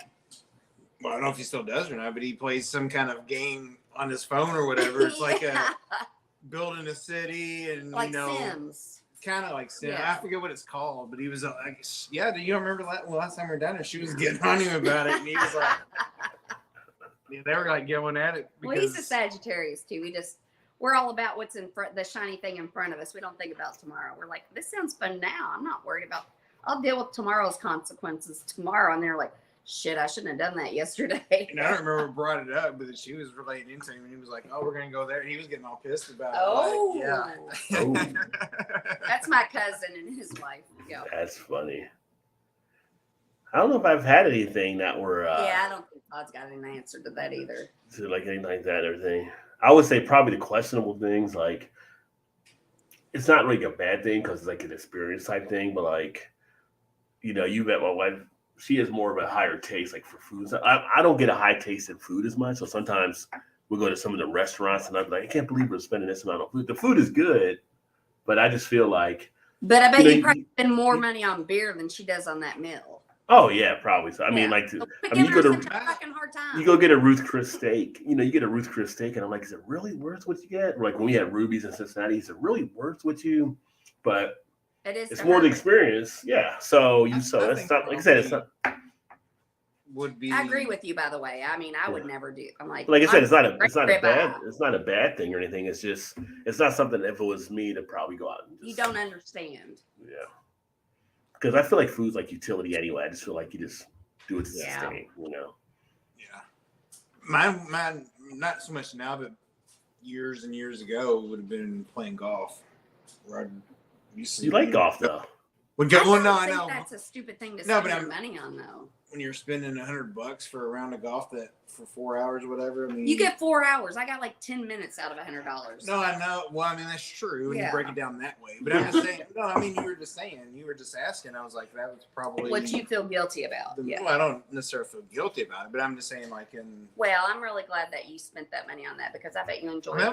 Well, you probably didn't because you're probably pissed at yourself. You didn't do good enough. That was 20 years ago. When I used to play all the time. I wish you would do that more though. But that's crazy, Trez. They're placing betting machines in Kroger. Wow. Oh, wow. Oh, no. They're on board in Ohio. Have you ever seen those machines with all the quarters? And you put the quarter in, and then it pushes all the other quarters down? Oh, I've seen those like at places. Like my God. My mom used to spend so much money. It was at the truck stop. And he gets so tickled because she won $1. I know, and she always put $80. Spend $80, win $2. But it was fucking exciting. That's like one of those carnival games that people would get into. So exciting. Well, that and the claw game, like people try to do the claw game, and that's like it's set to for you not to win those things, you know. And I'm like, do you really want what that claw's gonna get? Like, I don't want the stuff. I mean, if you got little kids are the ones like the stuffed animal, but they get the parents pumping in quarters, trying to win for their kid and stuff. At that same point, you could have went to Toys R Us and grabbed them something to be good to go. Yeah, but it's also good because you're giving those kids the coins to do that, and they're not moaning and groaning and crying. I'm like, I'll give you $50 to spend over here if it makes you happy, and I can have some peace. You know, they start kicking the machine when they get mad. No, that is when I would stop. If my child kicked the machine, no, no, don't be a little brat. That's unacceptable behavior. Back in the day, Gabe, in the arcades, you see people hit the machines when shit would happen, go bad. Like, son of, yeah. I may or may not slap the machine. I'm just saying. Okay, I have another question. Let me catch up on the chat here. I need to write my questions down. And I hope you're doing well. It's Vanessa's birthday, Dee Dee, as well. Yes, happy birthday, Vanessa. YouTube threw me out of the chat. I was in mine since 2014 in that channel. Really? YouTube, they threw you out of it? What did you say about the costumes on Halloween? Doing good. Look at the label of Great Lakes and I see the red balls or ornaments. Thought they were spice balls. I need to retire. Retire. Aren't you retired? You play golf every Friday morning. Right? My fun money goes to comics, golf, making beer, and women. Are you making women now? Are you making like weird science? Making Are beer you and women. are you making are you making Kelly LeBrock's over there? He's making beer and women. He said he's making beer. No, I don't think that's what he meant. No. Well, I know it's not what he meant, but I'm just saying if he's making Kelly LeBrock like weird science. Yeah, right. I mean, if that's your goal now and these days, like Weird Science was awesome when that movie came out. No, it was. I need to make some more beer. We're talking about women, and you're talking about beer. It's just he said making beer. If I could make food, I'd do that too, but God, I'd make a woman too. Bill's She'd food and cook and I'm clean more and- with you there, Vanessa. That's where my fun money goes. Bill's food and projects. No, projects. Fun isn't if it goes for bill or food. Fun money are her projects. Yeah. So she does a lot of projects. seen her projects, and yeah, They probably that's for cost a sure. lot. You're right. Yeah, exactly. Good to make leather campaign chairs. It's winter. The tripod stools come along nicely. Oh, very nice. But she's have a craft channel on YouTube. All the stuff you're doing. No kidding. No, she's way above craft. She should be like a She's always crafting girl stuff. prepper. She's always crafting stuff. Yeah. A forge and ceramic kiln will be made after finishing the wood fire oven. So she's crafting. That's why she should have a craft channel. Bruce Chris, I have hot plates as well. Stop telling me about the damn temperature of the plate. I'm going to eat this stuff so fast. Oh. Yeah, they always try to tell me the hot plates too. Yeah, the plate is hot. The plate is hot. Like people tell me that. I'm like, I used to cater in college. Like I'm used to hot plate. Like, don't worry, I'll be all right. Like, you know. I know somebody probably sued you at some point, so you have to tell us that, but I'm okay. I'm not going to sue you. Put the damn steak down on the table, please, and step away. Yeah. Yeah. It's cold. Go away. Quit talking. Let me Sit eat it my down hot and minute. back Yeah. I'm not one of those people too when they come over like, oh, would you like to know about the specials today? No, just give me a menu. Let me figure it out my myself. God. I don't want to know about the specials. And they say, oh, my favorite is. I don't care what your favorite is. You're not eating. I'm eating. Just hand me the damn thing. Right. I'll tell you what my favorite is. Because That's what I'm going to order. piss you So, off. This yeah. pisses, like, I'm very friendly. But when I'm at a restaurant, and I don't go to very fancy restaurants, but the waiter is like, sits down next to you and starts like telling you about stuff. I'm like, you don't know me. Like, you're in my space. Like, no. Yeah. Like, They sit down there and take a knee. They're like, what are you doing? You on break? You on break right now? Like, yeah, I know. Stand up straight and back away. Yeah. No, that is one of my pet peeves. Yeah. Like, So here's something. So we went out last weekend. What's your guys' thought on this? And everybody in the chat too, chime in. So we went to a restaurant, and I guess they just started doing it because I don't think they were doing it before. One of the restaurants we went to, like a little seafood place. They started adding a tip in. So they added tip in for like 18% was already included, which is fine. I usually tip more than that. Yeah. But I feel like if they put the tip on there and they include it, I don't tip higher. I'm like, if you're going to include the tip, then I'm just going to go with what you put there. No, I agree. And I feel like you're shortcutting your service people. I don't know what you guys are thinking. No, like, I agree because I usually tip more than I tip 25%. Like, because that's how I know how to do math. I take it and then I'm like, I cut it in half and then I cut it in half again. And so I'll give that. And you'll put that, yeah. But I'm also like, oh, you're assuming that I'm going to, like, and then I'm like, no, you did the math for me. I don't have to do it. Then this is what you get. Yeah. For sure. Yeah, I feel the same way. There was a brewery a couple years ago up in Bloomington that went to where they started paying their servers and waitresses and stuff like $18 an hour. Mm-hmm. But they increased the food prices and the beers were like $1 or whatever. There was no tipping. You didn't tip them. Yeah. Because it was already kind of included or whatever. I mean, they wasn't adding 18% or 20% to your bill. It was already included in the menu pricing.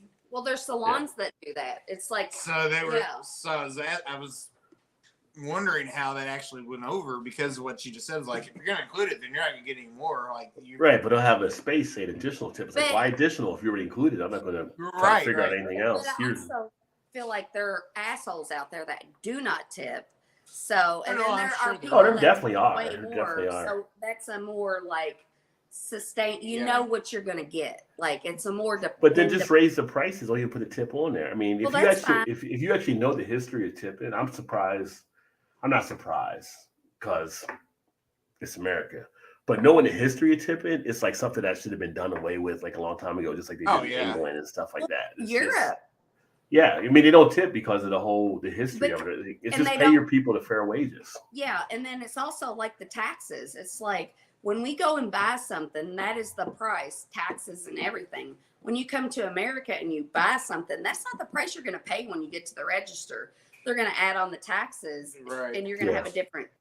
With You here know, in Maryland, they actually give you the alcohol tax they have too. So you have your regular state tax, and then you have like a 3% alcohol tax if you're having Right. drinks, or And I'm if you're buying drinks, like buying alcohol at the store and stuff. So it's just like, yeah.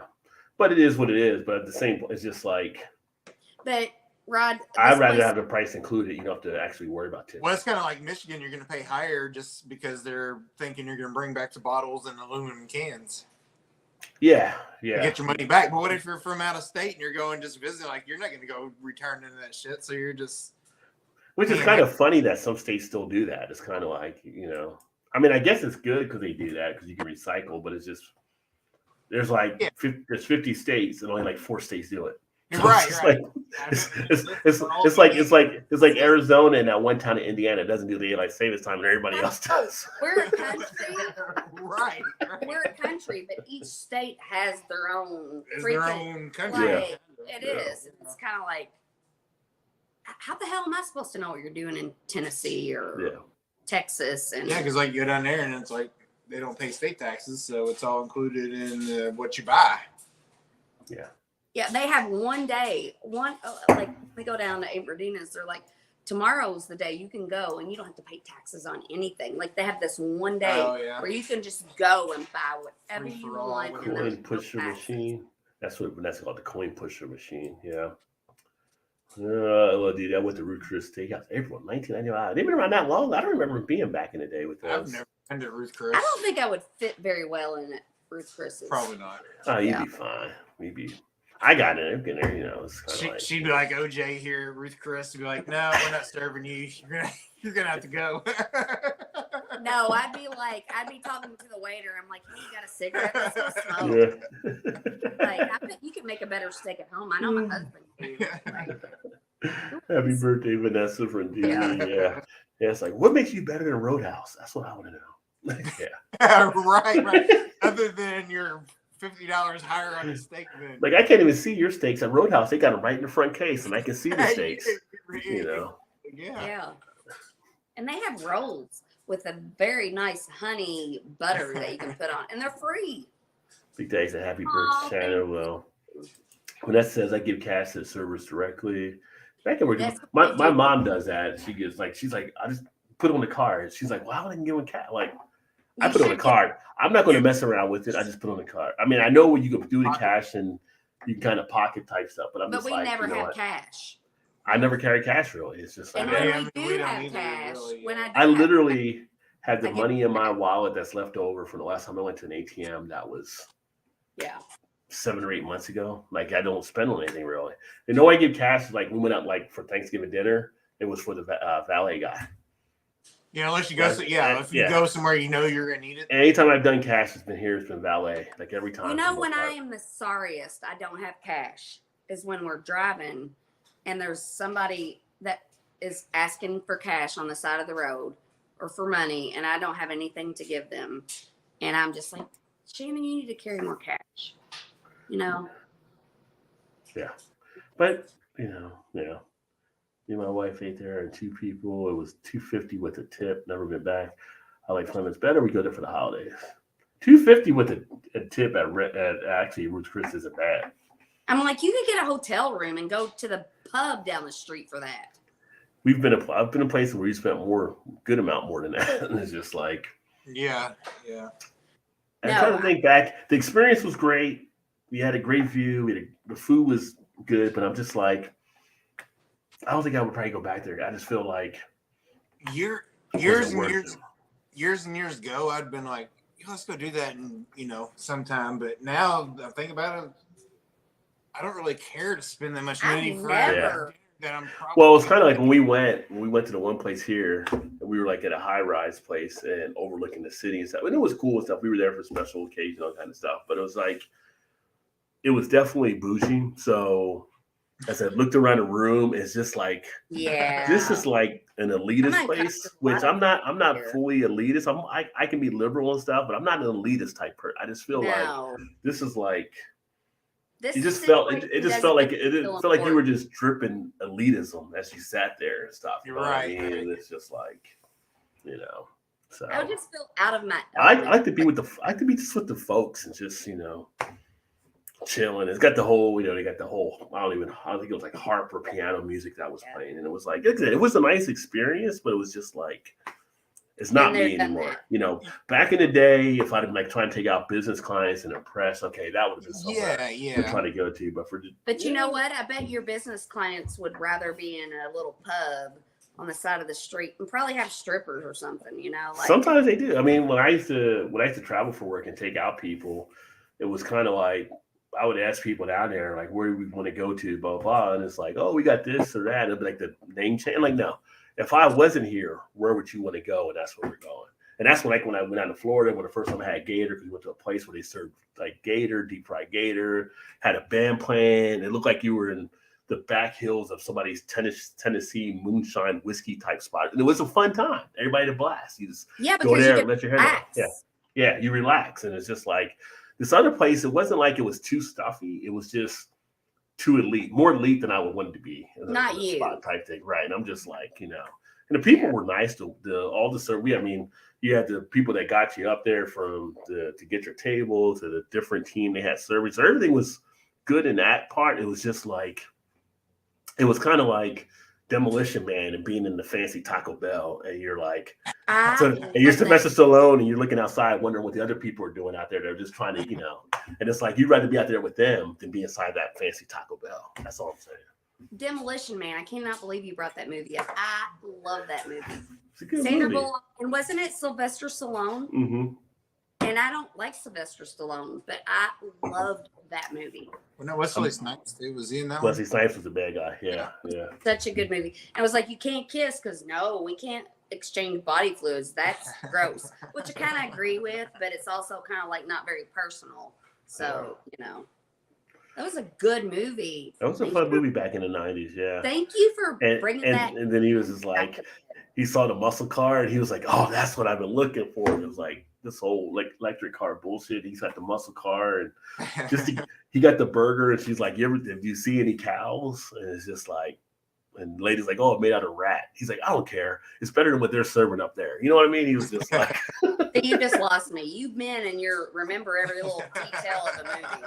You didn't remember that when he was in the sewer? When he was in the sewer, he had the rat burger. No, I don't remember that. I remember I liked it, and I remember those two played in it, which is amazing to me. That was like 25 years ago. That's better than what you normally would do. Yeah, like that's amazing. I had a beef tenderloin, a baked potato, and iced tea. Bill was $100. Hence, my last visit was back then. But yeah, that's what it's kind of like, is it worth it? Now, like in Cincinnati, like we had Ruby's. I thought Ruby's was better than Ruth Chris as far as the value you would get on stuff. They're getting ready to open up a Capitol Grill. Have you ever been to Capitol? I've been to Capitol Grill up in Kenwood too. That's another spot that's like right by our work. The only time I ever been to one was when I used to work when I worked in sales for my old company and went to Boston. And one of my clients, he took me out there before. It was just me and him. We had like steak dinner and whatever, some drinks, whatever. It was like $300 and something. That is so stupid. But it was freaking good. But I would not pay $300. It's good, but it's just like pay that for. I'd rather go buy a bunch of beer and just like, all right, let's just go home like when we went to San Antonio. Open up a can of Spam and just go. I will. Fry it up and let's do it. No, I will tell you the best thing that I ever spent stupid, and it wasn't even that stupid. It was probably like $12.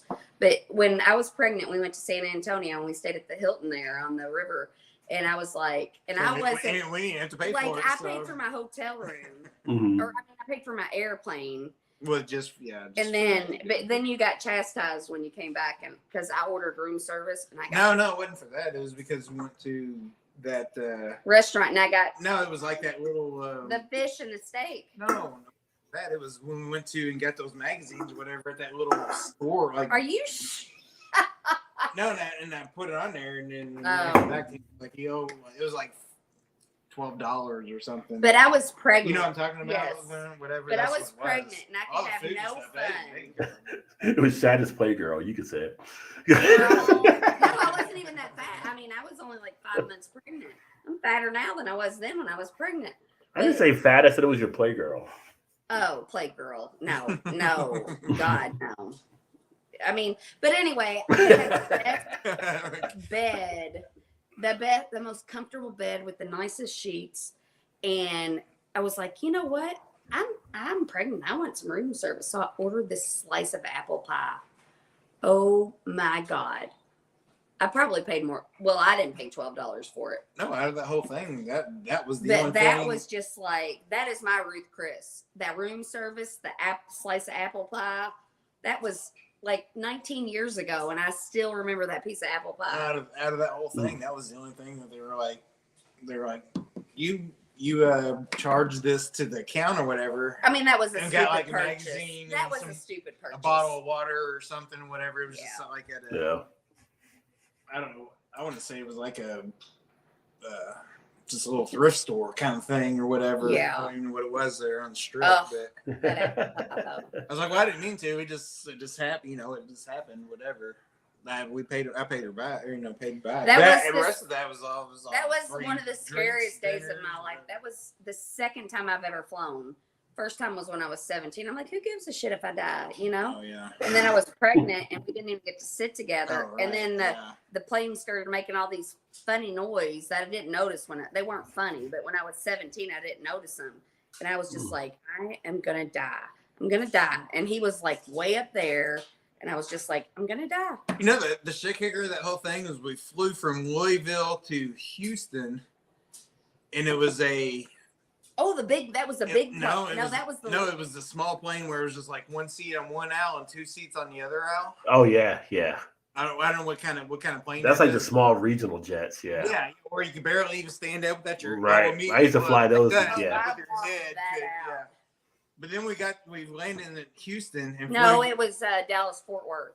Well, wherever, and then we flew to San Antonio, which was like it was probably a big one then. Yeah. Yeah, it was like a B bomber, like four, like a section in the middle. It was like we're only in the air for no more than you get up. It's starting coming down again. It's like that doesn't make sense. But, like, Rod, would you rather fly? Or do you feel safer in a big plane or a little plane? I usually prefer the big plane because you don't feel the turbulence as much. Well, see, but they can both fall from the sky and kill us. Why? Anything can fall from the fly. Yeah. I'm like, why am I so scared of this little plane? Because I feel like the little plane's probably safer. But I'm like, now they all can make you die. Just what Rod said though, because you can feel it more in the little planes. Yeah. Than in the bigger planes, I guess. Of course, if you sedate yourself while you're flying. That lessens it. I usually will try to fly first class or like if it's Delta, the Comfort Plus, and I'm just like, keep them coming. No, that was the third time. Kind of did that when we went to Jamaica. That was the third time we flew because the first time I was 17, the second time was when we went to Vegas, and I was drunk going there and drunk coming back. I'm like, who gives a shit? Right. And then I couldn't get drunk when we went to San Antonio because I was pregnant. Yeah. And I'm like, this is freaking the real out. shit we're done. But then you were freaking out about flying when we was going to Jamaica. Yeah, and then I was fine. Yeah. I don't even remember the flight to Jamaica or back. You were drinking. The scariest part was the car ride from. Well, yeah, that was scarier than any plane ride I've ever taken. Them Jamaicans are like. Sure. Let me see. Let me get the comments here. So that said, bottle tax going to 10 cents a bottle January for return fee. Yeah, it's funny when I see states that still have to return the bottles, but not a bad idea. Going to hit Texas to Brazil Brazilian Steakhouse this weekend. Badass steak is very roots crisp. Yeah, you're gonna pay a little bit there. I mean, the steakhouse we went to for Thanksgiving. I mean, you pay if you get the meat coming around, you can get that deal. I do want to try that Brazilian steak. We got one in Louisville, but I just don't think I get so full so fast. They're gonna fill me up on stuff. I just don't think I'm gonna. Well, no, I mean you got the choice if you want to get the side. You got to choose what you want to get, but like here when we went, it was like if you go to dinner, she wouldn't get her money's worth on that. But I'd be like, bring me all the meat, Well, so I'll get it until I start sweating to death. And Well, I'm like, now I'm done. Tap it out. Tap it out. Well, the dinner is like here, like 62, I think, per person if you do it that way. Yeah. And then that includes like the salad bar type stuff where they have like cheese on the stuff and other hot foods up there. But then you start getting the drinks. The drinks are on top of it as well. Yeah. And then different That's appetizers. So yeah. But but here you can actually get entrees. Like if I go back to the one here again, I would probably just get an entree. Like you can get like a Chilean sea bass meal, and it's like $40 and just I probably wouldn't even go the whole meat type thing. So I feel like I would try that at least once just to try the different. Oh yeah, that's the thing. Just you know to what try I mean? and everything. Yeah. Yeah. But I feel like the one here you can go on like Sunday afternoons or something, and it's like $30 cheaper than the regular price on a Saturday. Yeah. Well, throughout the rest of the week or whatever. I feel like you can go on a Sunday afternoon and it's like discounted luncheon or whatever. We went the one we went to. I mean, by the time said and done, I think when we left, we were like about 3 or so that we paid. It was because we had that, and then a couple glasses of wine. I had a beer. I had a cocktail. And then they had like this. They had a special rum shot you can get that was like $10 a piece or whatever. We had a couple of those. I had a Bailey's Irish Cream to actually leave before we left. A couple dessert. And then we had a couple like shrimp cocktails in the beginning. So yeah, it all adds up. So right, yeah. But it was a holiday, so we kind of just went to splurge a little bit. But going out, I mean, you can spend some money, and then you get the tip on top of the stuff you actually pay for there. Right. So yeah, so it adds up. You're flipping. What's up, Eric? Thomas Meadow in the house. Vitamin C, 4.5 New England IPA, and Jefferson Ocean aged at Sea Voyage bourbon. My side, nice. You're helping you too, my friend. I think Eric's getting feeling good tonight.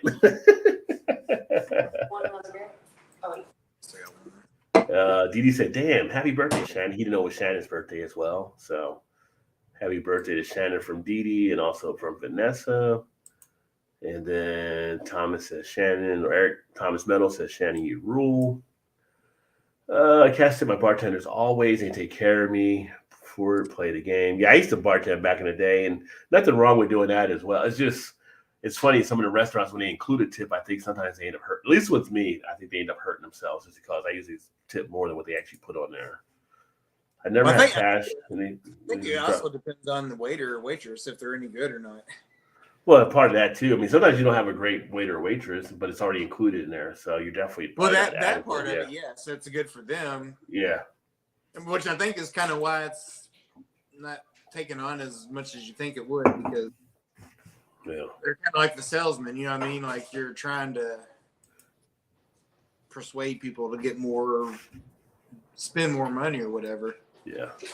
Yeah, Didi said, "Never have cash, and if you drive Garden State, New Jersey, you better have exact cash, no credit card accepted." That's not right. Somebody is scheming off the top of these booths. Well, I mean, you can go to cashiers, like on the turnpike. I've done that going to cashiers, and they give change back on stuff. But I don't think I've ever had. I've got the easy toll on the plate now, so I can actually do the easy pass if I want to. Not have to worry about it, and they'll bill me, I guess. They still use tokens on the Garden State Parkway. Not that I've used any. I don't know. Garden State Parkway, is that the same you're saying for the turnpike? Cat Grill is amazing. Longhorn Steakhouse is owned by Capital Grill people. I didn't know they owned Longhorn. But Longhorn, you ain't paying what you're paying at Capital Grill. No. Longhorn is actually pretty good. But I bet it's the same damn shit. It probably is. He said, "I hate going to those places where they make a big deal in the presentation. Shit, stop effing around and put the damn food on the plate." Exactly. I had to book this place 2 weeks ago. I agree with that. We're not here to talk to you. We're here right. Stop playing with my food. Making mistakes at home seems best return on investment. Yeah, you can definitely do that as well. And especially if you got a nice grill, you can grill them and get them all grill marked and enjoy. But when you go out, you're going out just for the experience of being at a place too. So yeah, that's why people go out. A million places that could give me a better experience than a restaurant. Well, that's just part of why you go out for the experience. Old diners are fun to find. I'm more home these. A trunk load full of bourbon counties and go. Yeah. Sit on a steak somewhere. Sit at the airport and watch the plane like park at the end of the runway on the fence. And drink our Coronas and watch the planes take off. and look at the stars. You could do that right and down the street. ask a bunch of questions. I did that in high school. Well, I'm sure. Yeah. With not a boy either, with my friends. I didn't say that. She wasn't laying around with the boys drinking Corona Tide. Don't even think that. No. Sometimes. Stars or whatever, yeah, maybe, but not then. Yeah, not that time. No, not that time. I never dated any guys that were Not that watching- romantic. Not watching planes Yeah. and shit. Like, they wasn't doing that. Yeah. They wasn't watching planes. This is an old diners are fun to find. I love going to a nice diner. That's the fun thing about being back on the East Coast. We have a lot more I love diners that. I can go to. Diners, they try to feed you like your Fred Flintstone. And they give you so much food. Definitely, I enjoy the big plane. I like to, spread out. Although I had to fly to Birmingham in January. I'm not fully as happy about it because I had to fly Southwest. And nothing wrong with the Southwest pilots or the crew. They're usually pretty nice people. But the plane itself, I feel, is like the Greyhound of the air. Like, you don't get to pick your seat ahead of time. Oh, you have you never flown You have to get into Spirit or Allegiant then? No, they would kind of be like the mega. They would be kind of like the mega bus of the air. I avoid mega bus. I haven't flown them, but I know about them, and I don't even know how Spirit doesn't lose a wing sometimes on what they're actually doing. Yeah, but so round trip for $100 for. Well, if you're only going to go so like take it from here 2 to Florida or hours, whatever. That's what I'm saying. Yeah. I'm not a I risk can be taker spared that way. from my life for 2 hours for $50. I can't. I did. They're like, here, sir, Yeah. and here's your parachute. Yeah. But Southwest, I mean, they all use 737s, which is a great plane to actually use. But it's just like, I don't like you can't pick your seat ahead of time. Now, you can pick a section ahead of time so you can get early boarding. But it's just like, I like Delta, where you can like pick your seat ahead of time. You don't You fly know where on. you're at. Who'd you have trouble with a couple years ago? Oh, I never fly American. Never. American, ever, yeah, American. Ever. Yeah. Nope, There nope. was so many people having trouble when all that was going on. That was terrible. They still leave people stranded. You still see stuff about them like people get Like, stranded with that airline. but we're gonna charge you extra just because. See, I would be pissed if I got on a plane to go on vacation and I missed a day or two of my vacation. I mean, I would be more pissed about that than coming home. Work or whatever. Yeah, I'd rather miss work than my vacation. Yeah, no, I mean, they're I'd be pissed either they way. were but, terrible. Like, it is what it is. What are we gonna do about it? Yeah, they were having all kinds of trouble with that. Yeah. Like, I literally was surprised nobody got arrested in the Miami airport. That's how bad it was getting between oh, I'm for sure. the It's customer all- service people and some I of was the gonna say, when you were the going through that, patients. all Yeah, the videos and stuff Oh of my people goodness. like being 10 times worse. It was like, yeah. I mean, the police did show up at a point, like to try to keep the calm with the crowd and stuff. So yeah. You'd mumble under your breath, and I'd be like, Todd, calm down. Don't make a scene. You'd be like, this is bullshit. And I'd be like, it's okay. It's a first world problem. We are in an airport. It's not okay. You spend all that money and they got a job to do and they're not doing the job and they're giving you bullshit lines. No, But that's it's not not the okay. people that are in It's front not of okay. Exactly. But then the people that are in front of you have nothing to do with, and you're taking it out on the. They're customer service, aren't they? They have something to do with Yeah, it. they got- Customer service. You can justify. It's not- your it's not the actions. They mechanic. didn't have anything to do with it, but they're the front line of Yeah. people that you need to talk to. So. There are the people that are getting paid minimum wage, and the people that are making all this shit happen Look, are getting paid $100,000. When they bring down a And meantime, supervisor, she'll be like, ain't you gonna do something about this? Are you fucking kidding me? I've never once in my life. You would say that to me. I never said that to you. oh, is it drunk in Vegas? No. Like Shannon would never be drunk in Vegas. Yeah. And I still wasn't angry and didn't At mean least it to 4 anybody. days, probably. but When falling from 20,000 feet, no one survives. Not true. Actually, there's a movie coming out about the survivor of the flight that took place like back in the 90s, I think it was. It may have been the 70s. It was a flight where the plane had actually got, I don't think they got blown up. Something happened where it basically had to fall 37,000 feet from the air, but they were over the Amazon. And this one person survived. That was this woman. When it came down, she actually caught enough of the trees that she actually survived in the jungle until they found her like 2 months later. Damn. She was like, And- "Oh my god, I lived," and then it's like, "Oh fuck, I wish I would have died." Well, she basically, the thing that saved her was her parents were like outdoor people. So she knew the kind of things to find Yeah, to eat. other She knew skills. kind of stuff to how to get her cuts and all that kind of stuff. There's a movie coming out about her, but she actually fell from 37,000 feet and was the only survivor of this flight. It was like Pan Am something back in like when they had the Pan Am Airlines. Is Pan Am even a thing? I think they fucked. No, they went out of business. They went out of business. They're like what was that other one? TWA. Like they went out of business years ago. TWA. I remember TWA was crashing all the time with the DC-10s. They were like, "What the? Don't get on that one." Well, you know, and that's the thing. It's just they like, were crashing. They're like, all the time. It's safer to be in an airplane than in a car. And I'm like, yeah, but when you're in a car crash and you die, it's immediate. When you're in an airplane, you get to think about it for like 10 minutes while you're dying. Oh, it's immediate when you hit the ground. I mean, but you know you're falling. But you might pass out too because you're falling from such a high height. But they might be able to land it though. I'm glad you're an optimist about it. You might be able to step out of the plane like Bugs Bunny in the cartoon and just be like, "Ooh, good time." They tried to survive in the jungle for 2 months. Yeah, that's. You know, the funny thing about that is the first time I was on the plane, I was like looking out the window and I was like, speaking of Bugs Bunny, because they always had like, you see like the squares, you know, cut out or whatever, and you look out the plane, that's exactly what it looks like. Yeah. You see the roads and stuff. It's like, it is. It looks exactly like Bugs Bunny. But you know, like the whole airplane experience, it's just like my philosophy on life is the yin and the yang. So it's like you get up in there and you're scared to be up there, but then you look out the window and it's so beautiful. It's like you got to be scared to get the goodness out of it. So it's like, you know, every time something bad I don't even look out the window when I'm in a plane. I'm just like, it's so beautiful. I'm usually doing work or something or drinking and watching a movie or something. Well, you've probably done it a bunch of times. Like, I've done it a bunch of times. My dad. I know when the gears shift on. Like nothing about when the gear. Like oh my God! I had a kid flying with me one time back to Louisville, and he was real nervous, and he was just like trying to figure out what's going on. And I was like, "Oh, don't worry, you're all right," type thing. And you hear when you take off, you can hear the wheels do it, and they're shifting everything. So you get the weird noises and all that kind of stuff. And by the end, he was like, "I'm so glad I sat next to you. You made me feel calm the whole time." Like it was like, it's like this is nothing, like you know. But then you'll once in a while you'll hear something that doesn't sound right, and what you do is you look at the flight attendant, and if the flight attendant's freaking out or kind of curious or doesn't know what's going on, then that's when I would get worried. But as long as they're just sitting there still chatting away, I'm like, oh, it's nothing.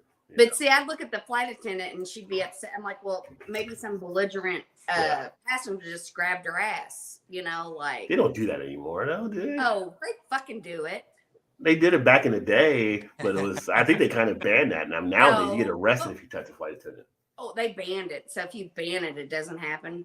No, I'm not saying that. I'm just saying. Yeah. I mean, actually, with alcohol, probably does happen with some people, but yeah. But now they're a little bit more scared to do it because the flight attendant will be like, "What did you just do?" And then everybody pull their phone out and start recording. Yeah. So it makes them think twice. But you know. Well, it's funny. One of my friends, when we used to work together, he had to fly to Cincinnati one time, and he was actually on a plane where the air flaps weren't working. So I don't know if you know about the air flaps, but the air flaps on the back of the wing that they pop up and down when you come in to catch the wind and stuff, and they weren't working. So he had noticed, because he had been flown in a couple times, that they were kind of circling the same route. And he's like, well, this is kind of weird. Well, then the captain, I got on to the speaker to let them know, hey, you know, we got an issue. We're trying to work out. We've been flying around because we've been burning off fuel and all kind of stuff. And they had to prepare for them to come in, and they told them the flaps weren't working, right? And then they tried to get the flight attendants to keep time. And one of the flight attendants, she was breaking down. And so the other flight attendant had to step in, like, and he was like, he looked at her, he said, when he saw she was starting to cry, he was starting to get worried, right? And so they had to fly, but they had to come in, and like when they were landing, they had to come in at a certain speed after they burned off the gas so that they could land and not, you know, crash or whatever. But the fire trucks are right out next to them, like trying to keep up, waiting when they came in and stuff. Yeah. Obviously, he survived because he told the story and stuff. But he was like, that was the worst experience he ever had there. But he's, you know, they survived it and everything like that. But yeah, that would be kind of a freaky type thing. So, you know, I have had just came. So I came up like with this idea, which might not be a big hit, but for me, I wish this existed. Because I get really loud. I don't mean to be loud. I've always been loud. My mom, when I was a little girl, she's like, Shannon, I'm right next to you. You don't have to yell. I know it comes as a shocker to you. And then, you know. And so I'm going to spit some beer out on that one. No, but I was like, I'm gonna come up with like an app on it, like an Apple Watch or an Android watch, and it's gonna be like, and it only is compared. It only is for you. And if you get above certain, because I don't want to be certain loud. decibels, yeah. Certain decibels, it like gives you like a little shock or like a vibration, and it reminds you to like, okay, you're getting too loud. Inside voice. Yeah. And so simmer down. So that was my one app, or my one invention. My second one just came to me when you were saying this about like calming the past. I'm like, it's like, we're gonna die. Get your oxygen mask on, but you're not really gonna die. So they put happy gas in the mask instead of, because the flight attendants need to do their job and the pilot needs to do their job without everybody fucking freaking out. So when they pass out and then... No, they don't pass out. They're just like, who gives a fuck what happens? Oh. Have you ever had a happy gas at the dentist? No. Yeah, but then you'd be more uncontrollable if you get happy gas. No. That's like in Fight Club. Fight Club, they talked about giving them gas to knock them out. Gas? Probably, but I don't know if I had happy gas or the drugs. But either way, I feel like no. I have happy gas. I hate the dentist. It scares me to death. I fall asleep at the dentist sometimes. I'm comfortable with the dentist. Doesn't even bother me. I love that for you, Rod. I've literally fallen asleep at the dentist before. Just like, I'm just comfortable. It doesn't really bother me. Well, I had some traumatic experiences when I was young, but so anytime I go now, I'm like, give me the happy gas. And they give it to me, and I'm like, I don't care. Like, what?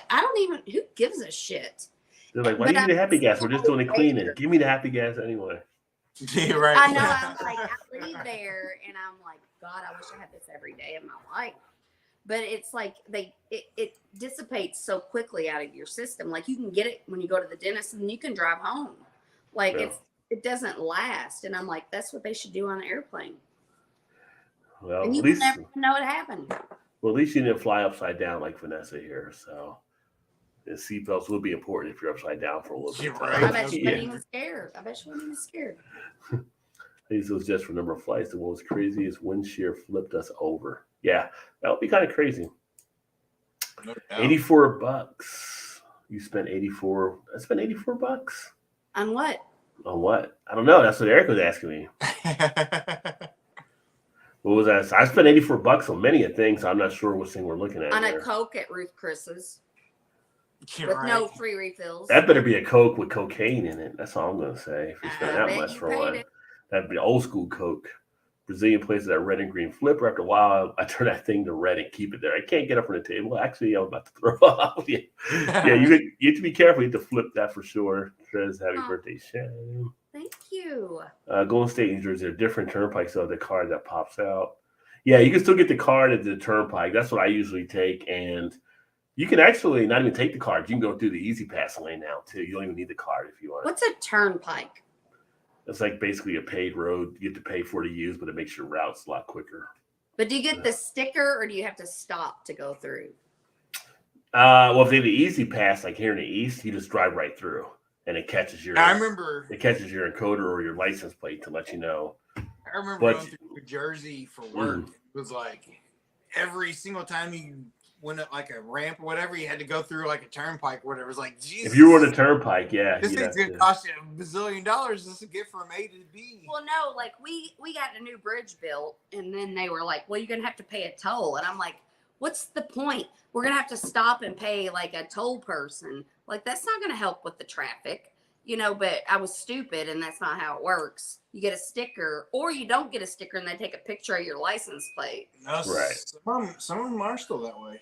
Like in Chicago, whatever, you still have to either throw money in the basket or Easy Pass lane, or you can pay attendant, pay the cashier or whatever. Yeah, and that is. That might be that way in Jersey and New York too. And that is a stereotype I have about I'm like, if you work at the toll, like if you're in the booth and the traffic has to stop and you have to put I feel like those people are very angry. Like they're just like, which I would probably be angry too, because sometimes they already throw the coins out like crazy. Yeah. And and then you've been abused by people so much, you never expect people to be nice. So I just remember one time we were doing sales calls up in Chicago and I was with staffers and it was like a 7-8 lane to go through whatever, and one of the lanes was just like a free pass, whatever. If he had a pass, and he got in the wrong lane and couldn't get over, so he went through the free thing or whatever. He's like, he was in you had to go to a rental car or whatever. Oh, you don't whatever get over, yeah. Like I went to New York one time and didn't realize I was in the easy pass lane. Didn't have an easy pass, but I had to go through it anyway. They never did send a ticket or anything like that, but it was just like I had to. You can't do anything about it. You got to stay with it. They tried to kill us to get over though, but.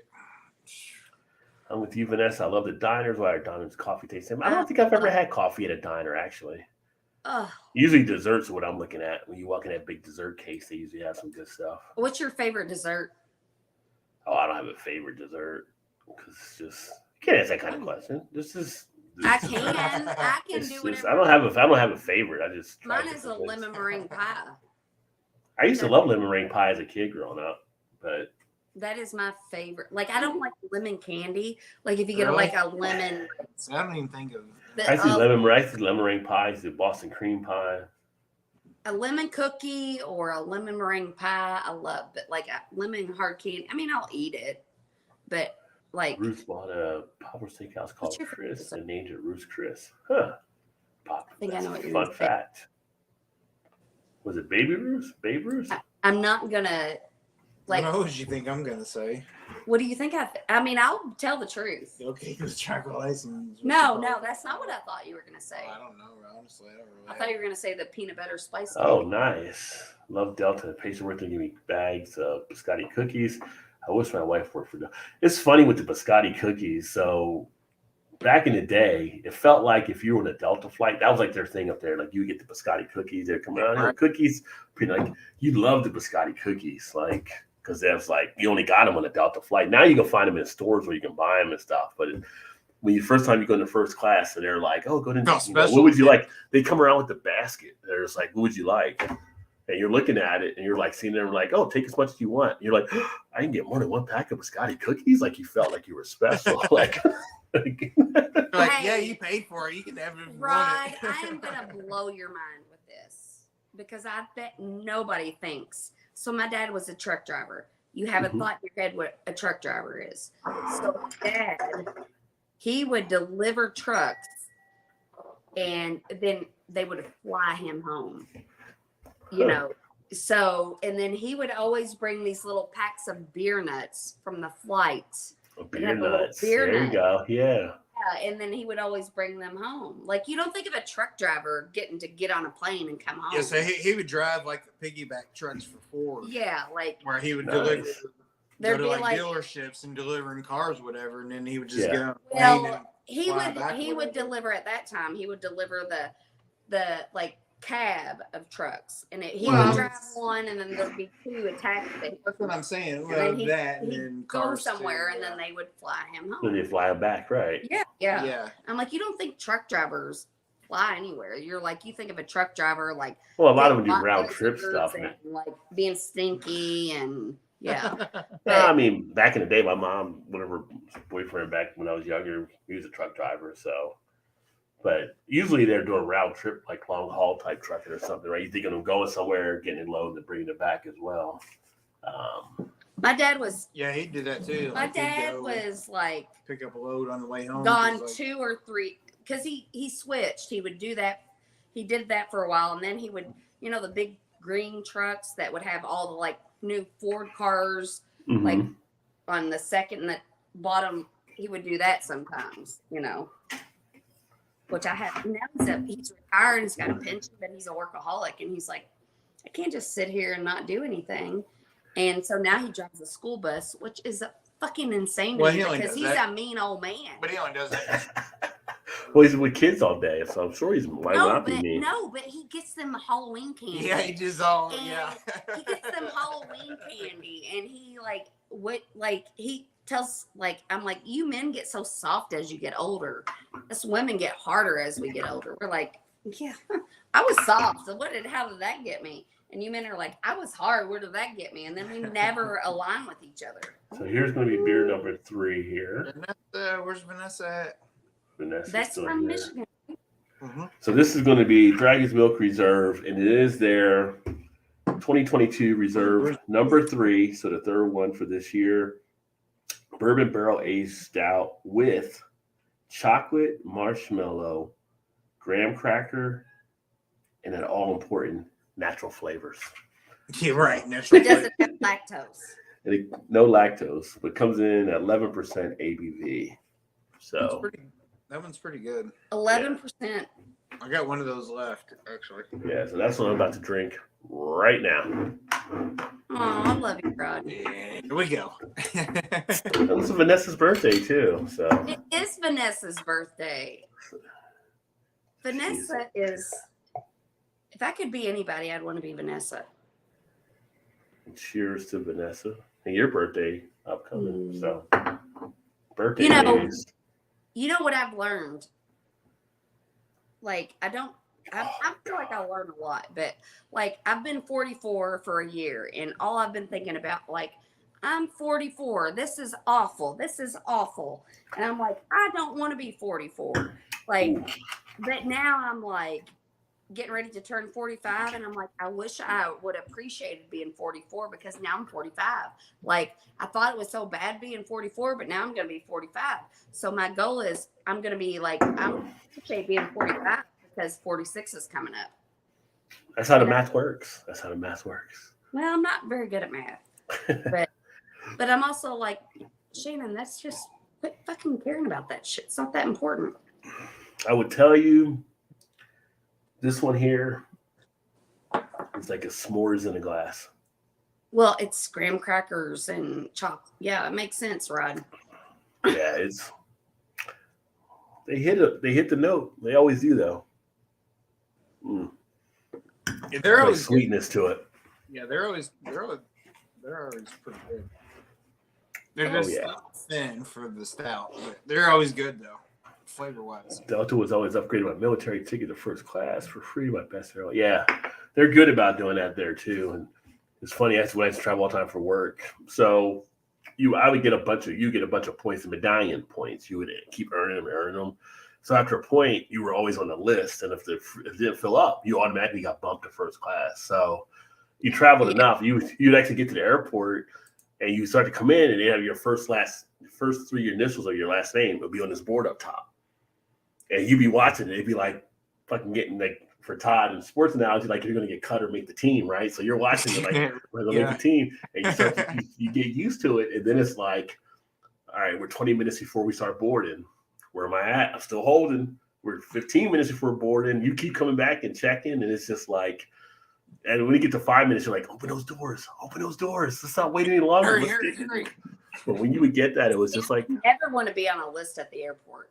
Oh, I'd love to. The list to get upgraded? Oh, yeah. No, but any list. Like, if you're on a list at an airport. That's a good thing to go on an upgrade list. The upgrade list is the list you want to be on. And then here's your spot right here. So, but occasionally you'd have somebody come in and be like, I'm getting bumped. You're getting bumped down, because they had a couple other people that come in. It's like, I thought I was going to get it this time. But, being on the airplane scares me, but I was so pissed off at Todd when we came back from Jamaica. They were like, the couple we were with, they were like, didn't have seats together. And they went up. Well, she was like, go get our flights together. And Todd's like, you want me to? I was like, absolutely not. I'm like, I'm fine. I'll sit by myself. And I did. I'm always like, if you didn't book your seat together, that's on you. Like, I hate when they say, the couples try to pressure people to move their seat. I'm like, did you not book like everybody else did? Like, well, we're not like really experienced flyers. So no, but I mean, no, you see pieces like online and stuff where people try to, somebody got mad because somebody wouldn't move their seat. Like, no, I chose this seat for a reason. Like, people choose seats. When you fly enough, you choose seats for leg room or comfortability, whatever it may be. No, that's what I was going to say. Did you see this thing about these women were complaining about being on a flight and men doing the man spreading? They do the man spread, yeah. And I'm like, well, I mean, it's kind of understandable because they have nuts and a penis.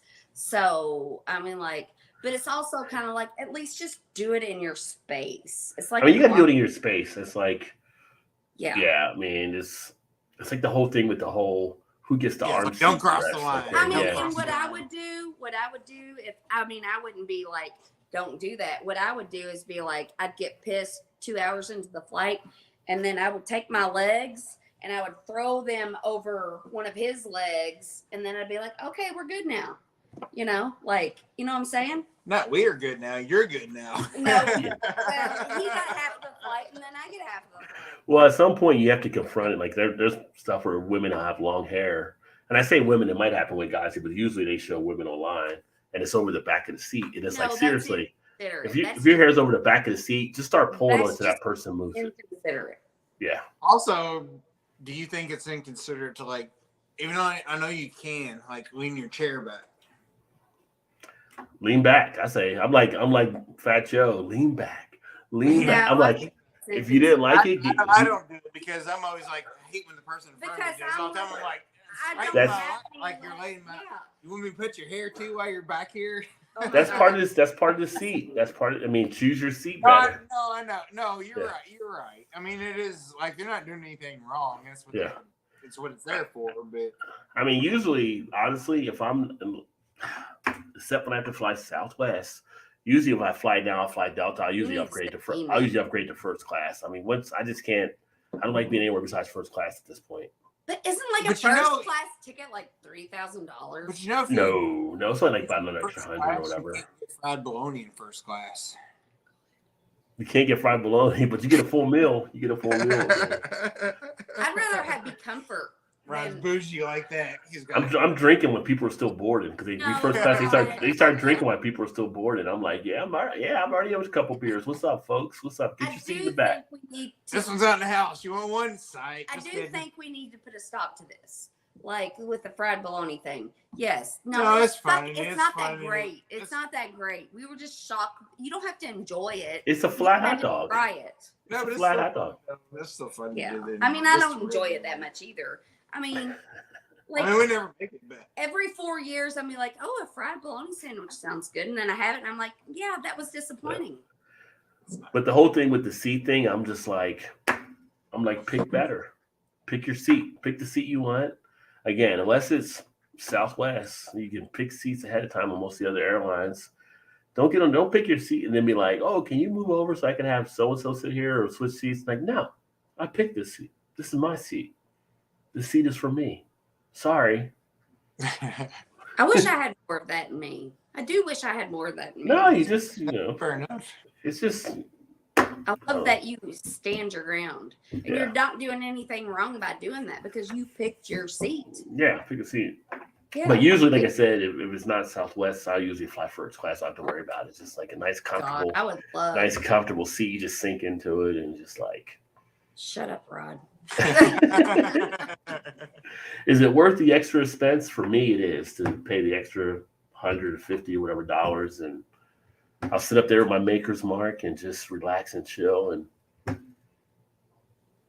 not have to deal with anybody. You got a nice, more comfortable seat. Now, the seats that you really want to have is like, which I've never flown on, but I always see them on TV, is the ones like on British Airways or the Arabian thing, like. I'm like, what is that? They got a fucking pod? They got a whole pod for themselves? Yes, I know, right? I don't want to get to the destination. I just want to stay on this airplane. Yes. I don't have a hotel room. I was planning to stay here the whole time. Right. Yeah. It's like, wait a minute. It's the same plane that we have here. So why don't we make our planes like that? You know? Because they did a different because inside. The U.S. government makes us all poor, Rod. That's why. I'm like, that's the plane I want to be on. One flight from Atlanta and Alexandria was too bad. So we finally got close to Alexandria and can't land due to cows on the runway. Oh wow! I guess you had to move over.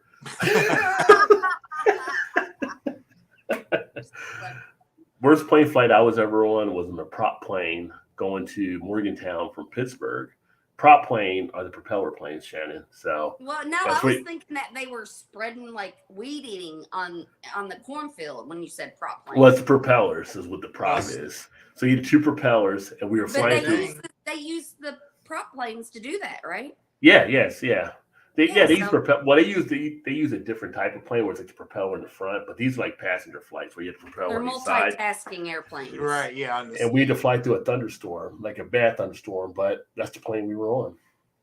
Mm-hmm. This was back like in the 80s, and it was just like, hope we make it. Hope we make it. Yeah. No, but like I got through that. I can fly an airplane now. I hate flying. 150 plus people suddenly dropping trap farts. You and screaming kids. No thanks. I never had that kind of situation take place, but you definitely don't want to seat back by the shitter. That's for sure. Do not take that back row seat. Right. Yeah, those Yeah. And I think with those, like the back row seats, you can't recline, but other people can recline. No. So you're like squeezed for space. Yeah. And I'm like, who can have sex? They're like the Mile High Club. I'm like, who can have sex in those bathrooms unless you're both like 75 pounds? Like, There's that's some little people doing something. I don't know. Why would you want to have? They're contortionists, I guess. They're contortionists. I don't know how. Yeah. Yeah. Because I've been in those bathrooms. And now for my next trick, watch this. I think nobody's ever done it. They just say they did it to make them feel special. I don't know. Well, and everybody's like, "Well, you're stupid. You could have just waited until you landed and had sex in the car or something." Like, but it's the excitement. It's the excitement of being in the air. Like my next trick is had the weenie.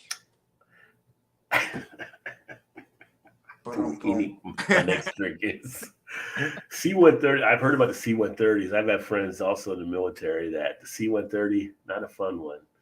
And then also that helicopter. The C-130 is the helicopter, I think. That's kind of crazy. What's up, Shark? Cheers, my friend.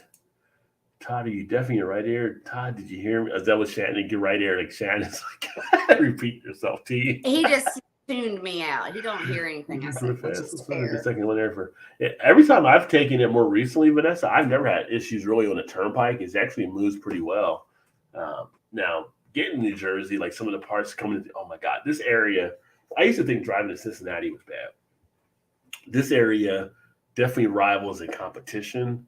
And I don't know if it's because we have people from New Jersey, Virginia, Maryland, and Delaware all in the same spot. But the driving patterns are terrible between the different people. Some drive real fast, which is fine. I'm good with. Those are probably the Jersey folk. Some drive really slow and get in your way. That's probably the Virginia folk. And they should stand. The Maryland people don't even know what they're doing sometimes. I don't even know what Delaware. They're kind of like just out there doing their thing. And it's just like, and then they had the speed limits at crazy things. Like one of the places here, the speed limit is 50. Now, where we would have been, where you're at there, it would have been like a 60, 65. But it's 50 here. They put like cameras up to catch people that go speeding. So you're forced to drive slow through these spots. And it's like, this should be a lot faster of a road. And it's just like the driving patterns are just like all over the place. It's crazy how it changes from like state to state, you know? Yeah. No, if you could live in any state that you wanted to without the political aspect in it, which just beauty and comfort, like what state would you want to live in? Well, it'd be hard to say because you haven't actually been to all the states you've been to. Or the states that you think. Or the states you think. I mean, I think if you were looking at that, you'd have to probably say Hawaii if you could afford it. See, that would have to probably the best landscape of anywhere. Yeah, but you know what? The sand, that salty air erodes your house, and that becomes a problem. Well, that's happening in Florida. Well, and stuff whatever, now. Rod. But you know, I'm like, you just say you don't want beachfront property. Is what you're saying.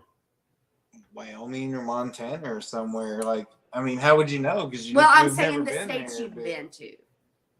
Oh, Michigan, though. I fucking love Michigan.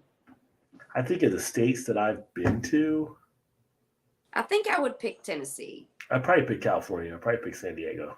Yeah. That's what I was just going to say because I've never been to San Diego, and that's probably weather-wise, like, that's phenomenal. 75 every time I've been out there. Really did love Michigan, though. Michigan was... It'd be too cold for me in the winters. I would hate the winters. Yeah, and that's why I wouldn't pick it. Would be. Yeah. But the summertime, like I have curly hair and it gets really frizzy, and I was like in July walking down. Well, it was in the 70s in July. In July, yeah. Of course, you can get the edibles there, but you get edibles in Maryland. Maryland's only the 20th state to actually make recreational. How is that? We're like the only 20th state to do that. So if you guys do plan to come out and it's after June, they'll be selling stuff out here. After June. After June. You know what I feel like? I feel like everybody in the government, instead of doing cocaine, which they probably all do, they should just smoke pot. Make that is awesome. I would love $40 to fly from UK to Amsterdam. I'd be going all the time. He's in the UK, so for him to fly to Amsterdam or Spain or France is cheap, like $40. But you know, but when I think of Amsterdam, I think of the red light district and the hookers. And is that what you all are thinking of? They have the edibles and all kinds of stuff there. They have everything legalized for the most part. Red light district, yeah, basically. Yeah, I mean, I'm okay if that's the reason you want to go there, but I feel no coins in New Jersey and New York, easy pass or video and cash. Yeah. No, wait a minute. No coins in New Jersey, New York. Yeah, you can do easy pass, video, and cash, right? Because they have the cashiers that are some of the spots. Now, the cashier lanes will be backed up because people will do cash and stuff there, but usually if it's on the turnpike, I just get the ticket or I can do the easy. I haven't done the easy passes. I got it set up, though, so I might do that next time. Dennis told me a lot of dentists don't even have nitrous oxide because many dentists get addicted to it.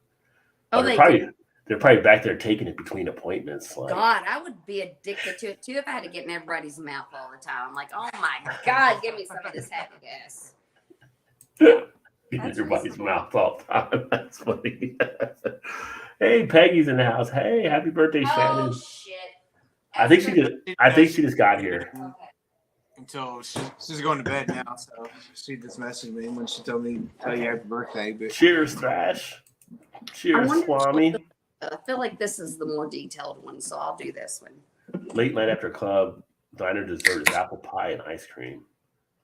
Get some good apple pie at the diner. Dutch apple pie. It's got to be Dutch apple pie.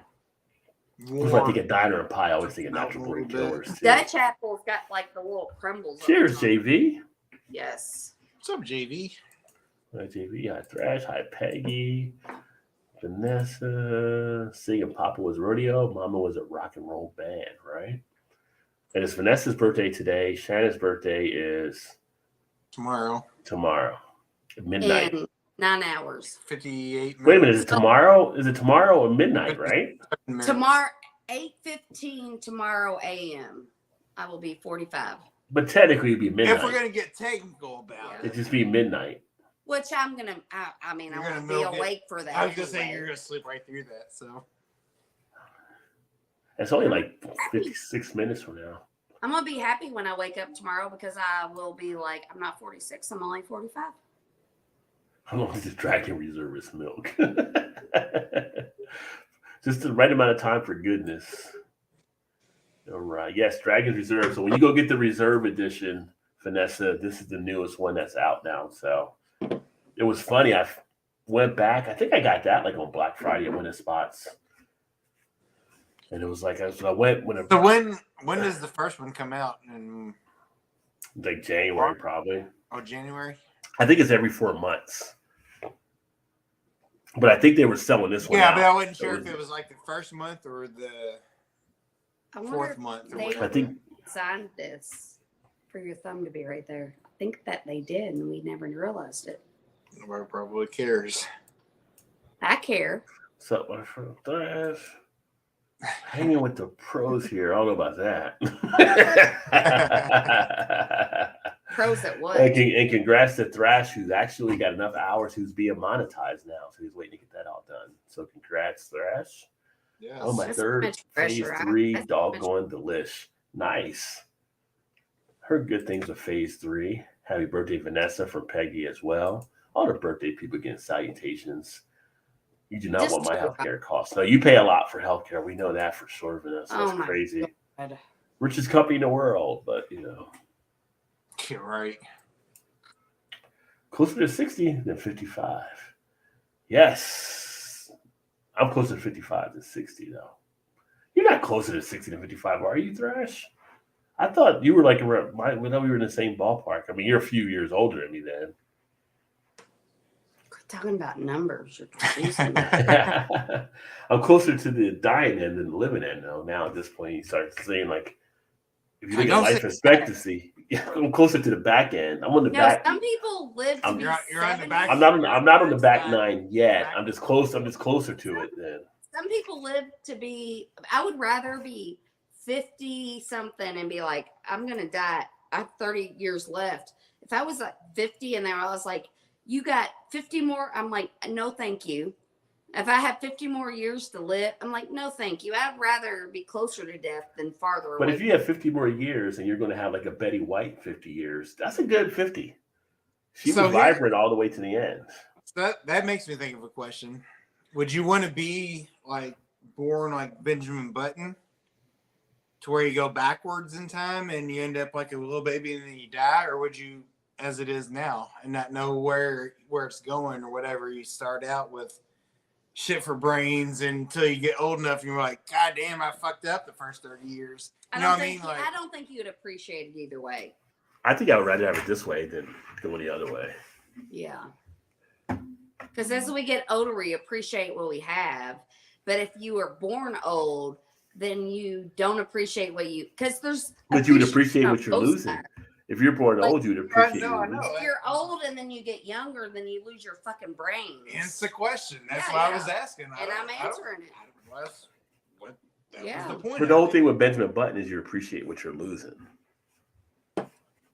So you still have that appreciation. Yeah, I would rather appreciate what I used to have than appreciate what I'm going to have, because you don't actually know what you're going to have.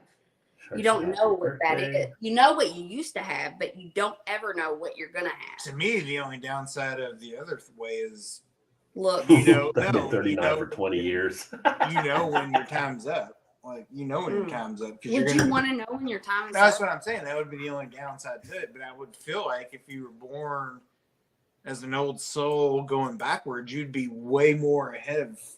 I think we're getting. I'm with you, Shark, on that.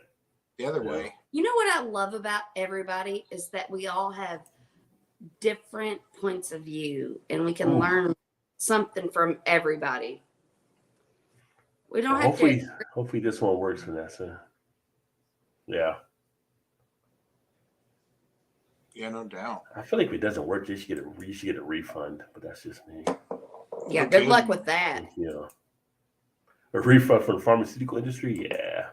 Look at JV getting all fancy with the happy birthday, Vanessa. Oh, that's a time, Vanessa. No kidding. He concentrated on that. He's got those computer skills. Yeah. That is. He's no slouch. Delta just upgraded me because of that uniform on night. Yeah, I mean they're always very, very good about doing that, and I'm glad they upgraded you. I think you deserve to get that first class seat. So. Right, you're right. Yes. 61 now. Happy birthday, Vanessa. And Shannon, hashtag Shannon rocks. You rock, Jake. Love you, Vanessa. Thank you. Surprised I made it this far. Well, you definitely beaten some odds. Oh, honey, I'm glad you did. You know what? I'm not even going to mention curtains tonight, no matter how much I want to mention curtains. I will not mention curtains. I'll refrain from saying that word, curtains. I was going to say, it's like, why hasn't JV mentioned curtains yet? I really need your address. Curtains. I really need your address, because when I finally decide to change my curtains, we're going to send them to JV for sure. And Vanessa, they have perfected the green screen, JV. Oh, I'm more. That's awesome. That's great. I don't like when people don't use the armrest to get up from their seat. Instead, they use your headrest. Pisses me off. I have to let them know. Yeah, I hate when they kind of reach on the back of your headrest to get up. It's like, dude, what are you doing? Like you're like on a plane. Like they reach. I'm like, dude, seriously, you can't get balance to get up and use the armrest. Yeah. Right. Like, whoa. See, that's the problem. You are letting other people control your happiness. If they're shaking my head, it's going to bother me. True. And I'm like, so then if I turn around and I punch the guy, I'm the bad person. No, you're not. No, you're the one. I'm the one getting kicked off like OJ Beckham, like Odell Beckham. You have these feelings, but none of you say anything until you're on YouTube on Thursday night. The person that did that to you has no idea they pissed you off. Oh, if they do like next to you. Oh, you didn't see Dee Dee said no. Dee Dee says I have to let them know. Lazy Yeah. bastard. He lets them know when they do it. But do you let them know? Like, if somebody let me know and they were like, hey, like, that bothered me. I don't know if you know you're doing, and then I'll be like, thank you for letting me know. Like, I didn't have any ill intentions when I did that, but like, well, I mean, you could do it that way, or you could just turn around and say, what the fuck? And they would get the point too. Nobody thought it was gonna be solved. Well, hey, what's going on here? You're gonna be pissed. They're gonna be pissed, and then it's just like you know how to communicate. No, we're all pissed with this. Yeah, like what? You should just Money shut world, up. You money, should have never said anything. money world works. I ain't scared to say that. I ain't scared. So you know. And then it's gonna be very awkward for the next 3 hours. Not for me. Right? Yeah, that was their fault, not mine. Might not be awkward, but it might be because he might be like, "Who the fuck are you? I'm gonna keep doing it," and he's gonna be like all over you. Yeah, I mean, you just got. I mean, I'm not a little guy, Shannon, as you've met. So yeah, if you want to make that move, make that move. I'm like Bertie Mac. I see what you're seeing. Bust a move. Bust. I know what that look means. No, but that is. I will tell you this. Like, it takes so much to piss me off. We went to Our Lady one night, and there was this and she was a bitch. She was doing trivia night, and you know I'm loud. I don't mean to be loud. I know I'm loud. And she was like, "Hey, shh," like, and I was like, "You know what? That's fair. That's fair." And then I tried to be quiet because she was stating a fact. I am loud, and she was trying. I mean, she was a bitch at the same time, Yeah. you know. But I'm also like, what she's saying is not untrue, you know. And I didn't get upset about it. Which just says like, get a better speaker system so it can overshadow me. No, you're being defensive That's when what you I say would've that. said. But I like to 2 hear- words, bitch, please. Right. But I'm reading mixed comment. Mixed comment made me laugh there That's not too. being loud. Well, you're always loud, so Yes. Yeah, you're always loud. So Yeah. that's fair. That's fair. That is But like I don't there's a lot want of to people like always be a loud. best friend, but you're also in a public place. So If you're in a public space, say something about that. that person took the risk themselves because you're in a public space. So I mean, whatever. I mean, I hate when people She actually. was terrible at her job because she wasn't there last night. So I hate when people like, talk on their cell phones. They don't use headsets. Like I don't want to hear this conversation on a speakerphone. And that's fair too. And like if I did something in a but I know I know my faults, and I like people see your fault. I'm like, do you not think I know those are my faults? Do you need to point them out to me? But I am kind of glad when they're like, hey, because those are the things I want to Dr. improve Phil, on. I'm like, mind your business. right. No, but I'm also like, I honestly don't. You're not gonna hurt my feelings because I honestly don't give 2 shits about you. But I'm also like, that's a fair statement. You take the constructive criticism. Oh yeah, like I always want to improve, but Sure. I also was kind of like, well, you're kind of a bitch, but what you're saying is, yeah, I get that. Like I don't get pissed. You know? Your point you're making is valid. The way you deliver it, Not an so much. issue. Yeah. But I feel like she told me I was being loud, but if I feel like I would have been like, yes, that's true, but you need to work on your delivery. She'd have been like, she would have been all pissed off at me. I'm like, what? And I don't want to get into all that. I don't care about you that much. So well, mix pointing out the pointer of trying to have sex on a plane there too. So what? Sex with a what? Oh, very difficult. Most I got was, but I really feel like that's a reasonable thing to do in the bathroom. Like it's much more like mechanically understandable. Oh, diesel. Yeah. C-130, no top cargo plane design for short takeoff and land. Yeah. What am I thinking of? I'm thinking of what's the big helicopter? Say AC. That's not the AC-130. I think the AC-130 is still plane. Just say big helicopter. Nobody. Well, it's the one, and Vanessa knows, like the big double propeller helicopter. I have friends that were Marines, and basically we talked about that thing was just terrible to fly. Like they basically didn't know if they would make it or not every time they get in that plane, that helicopter. It was just such a terrible one to use.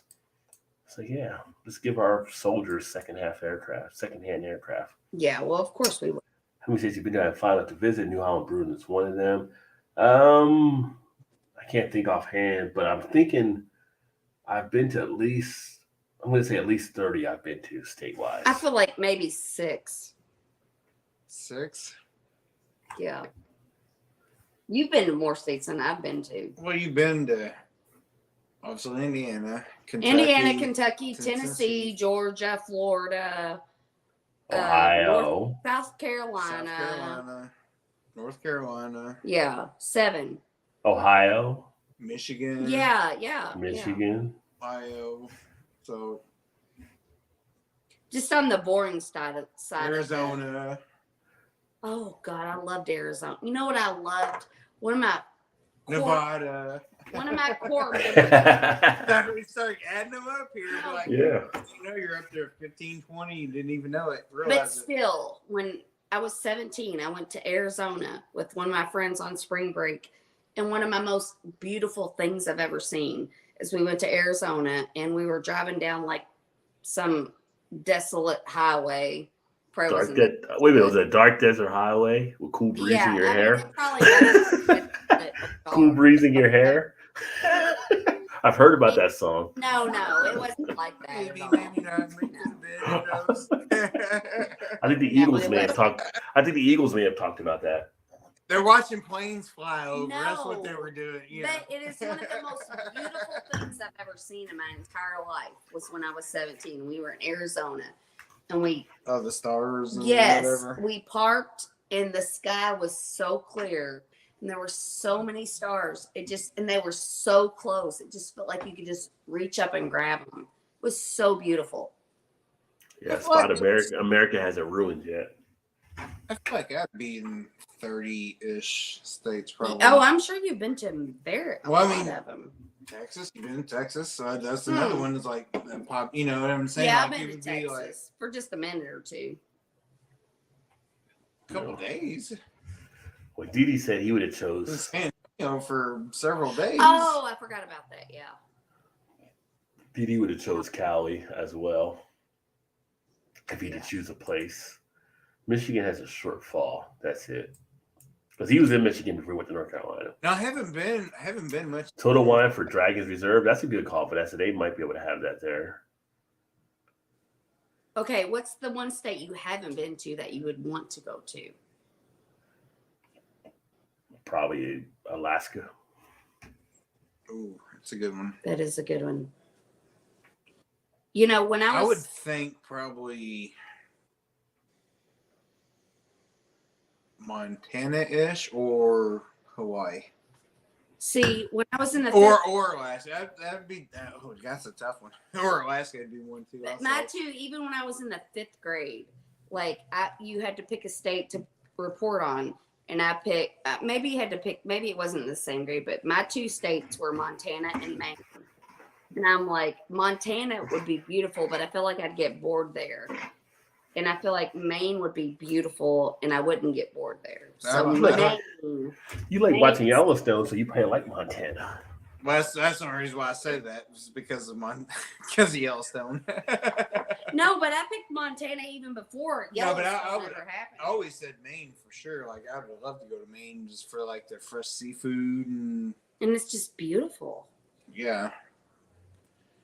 I feel like the Northeast, Northwest, I've not been to India. I've been to Boston. Yeah. That's probably as far as I've been. Well, New York, I guess. I don't know. Like, really, the whole southern aspect of the United States, I have no interest in the southern, like from Florida to Southern California. Have no, and then in the middle, have no. Oh, no, you want to go to San Diego. That's Southern California.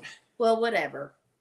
But I'm like, I would like to go to the East Coast or the northern part of the United States. And then I just go to Canada and forget the United States ever happened. Damn it. My bet didn't hit because of Spencer Dinwiddie. Oh, you lost $5. I didn't lose anything. It was a free bet, but I would have won like $48 or something. Which don't matter. It was free, but. Where they draw you in. It's like one guy screwed it up for me there. Oh, right. I have a question.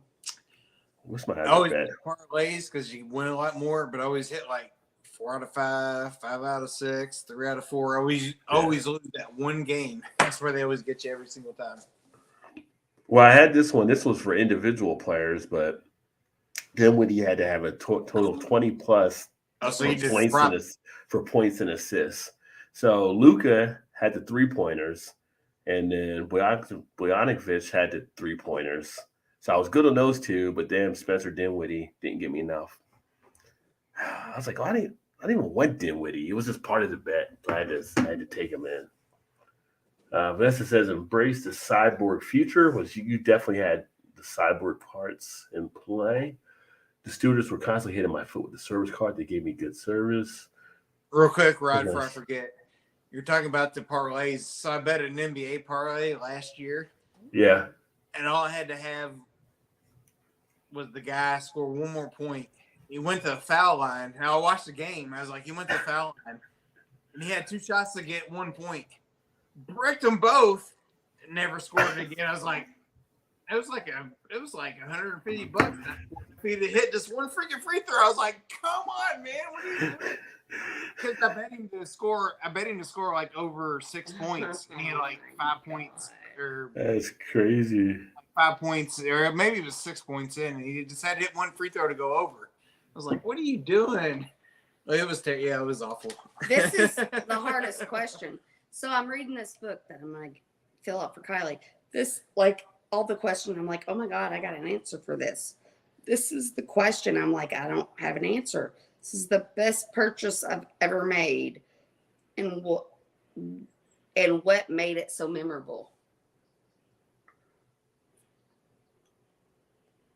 Like, I don't know. And so what are you reading it for? Because that one stumped me. None of them stumped me, but that one stumped me. I'm sure there's in there that you not read every single question. No, but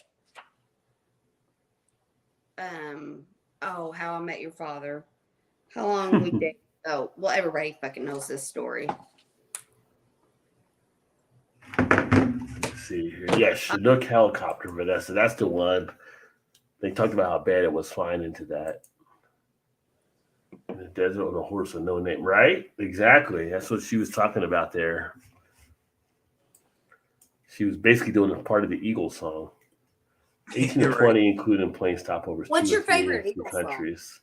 Do you have a favorite song? Wait, hold on, let me finish these. 5 years in Alaska and the most ever remote state. Yeah, I know you were in Alaska for a good amount of time. Gulf Coast is great to visit. I don't know if I've been in Houston, but I don't think I've really gotten into the Gulf Coast. I mean, I've been out in New Orleans. I guess that's Gulf Coast too. So. Well, yeah, that's where it is. Yeah. I wouldn't want to go back to. I mean, I was a kid when I went to Mississippi, but I just feel like Mississippi has nothing to really offer. No, absolutely. I wouldn't. That's the last place. When I was there like 12 years old. We were visiting down there with family and stuff, but it was like that's where I learned to drive stick shift, drive a tractor and stuff like that. But I mean, Rod, like, I feel like that's the most racist state ever. Mississippi? Yes. No, I mean, there's other states that they give them a run for its money. And that's I'm sure. A white woman. Like, I don't know, but I feel like I think you're probably thinking that because of the Mississippi burning type. Maybe. Yeah.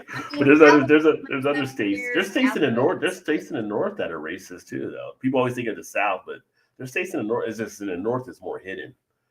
At least in the South is out in the open, so you know. That's true. That is very true. I do love it when people tell you who they are. You know where they stand before you go into it. So it's like, okay. I do love that. I love it when people are like, let me tell you who I am. I'm like, oh, thank you for being so honest. I never want to see you again for the rest of my life. Thank you for not trying to trick me. Yeah. So I mean, nobody likes it, but it was a part of it. But at least down there, you pretty much see the signs, and you kind of it's pretty in your face if it is. Where in the north, you just dig around a little bit more sometimes. Oh God. Like, it's just like so fucking stupid. Like, they're ignorant. They're just fucking people are fucking ignorant. Yeah. They're small. They're just small. and unhappy. They're miserable. They're just fucking miserable. People are miserable and they like to be miserable, so they stay miserable. Yeah, it can be terrible for sure. Yeah, I would. Yeah, fuck. Oh, I feel sorry for him because they like don't know what happiness and evolution is. You know, like, God, how? It's just too complicated to talk about, but it's just. I mean, it's not that complicated. They're just fucking stupid. Is the basic things of it, but they're not complicated. Yeah. But it's also kind of like you are the one that's they're the ones that are suffering. They don't realize they're suffering. Yeah. But they are. So she said Mississippi's depressing. Some trauma towns like Natchez and Harrisburg, but I'm usually just passing through. Now, landscape wise, there's some pretty areas that are around the state and stuff, but I mean, water. But it's just, yeah. Do you like water or fire more, Rod? What do you mean? Are you drawn more to water or fire? Like, which one gives you the peace that you could just sit there next to it? Oh, like if you're at like an ocean or if you're sitting around like a campfire or something. Water, water or fire. I mean, I love them both. No, I mean, I'm Pisces, so probably, I don't know if that plays into it since we're zodiac again, but probably water, like sitting around like in the Caribbean or something versus sitting around in Arizona around a campfire. I mean, both can be peaceful, but probably. Oh, they're both. Probably around the water, I guess. No, I love the water, but if I'm next to water, my mind drifts more. But if I'm sitting next to fire, I just stare at it and mesmerized. And my mind doesn't wander when I'm next. But next to water is so peaceful. Water is so peaceful. I don't know. You don't think your mind wanders next to a campfire? Well, my mind wanders everywhere. Well, I know that. But it wanders less. But it wanders less next to the fire. Yes. But I do love water. Love water. It's pretty relaxing. Like water invites me in. And it's just like, oh, I want to be with the water. Fire is just like, no, like I don't want to be in there, but yet I did it anyway. Well, you didn't mean but to it do it. Still mesmerizes me. Yeah. Well, the intensity of the flames, I guess. Yeah. And it's just like, so they're both very important and they're both very special, but fire would get me before water. And I love water so much, but. What is it? Fire, water, earth, and air, I guess. It's fire, water. It's the zodiacs. It's fire, water, earth, and air. Those are the.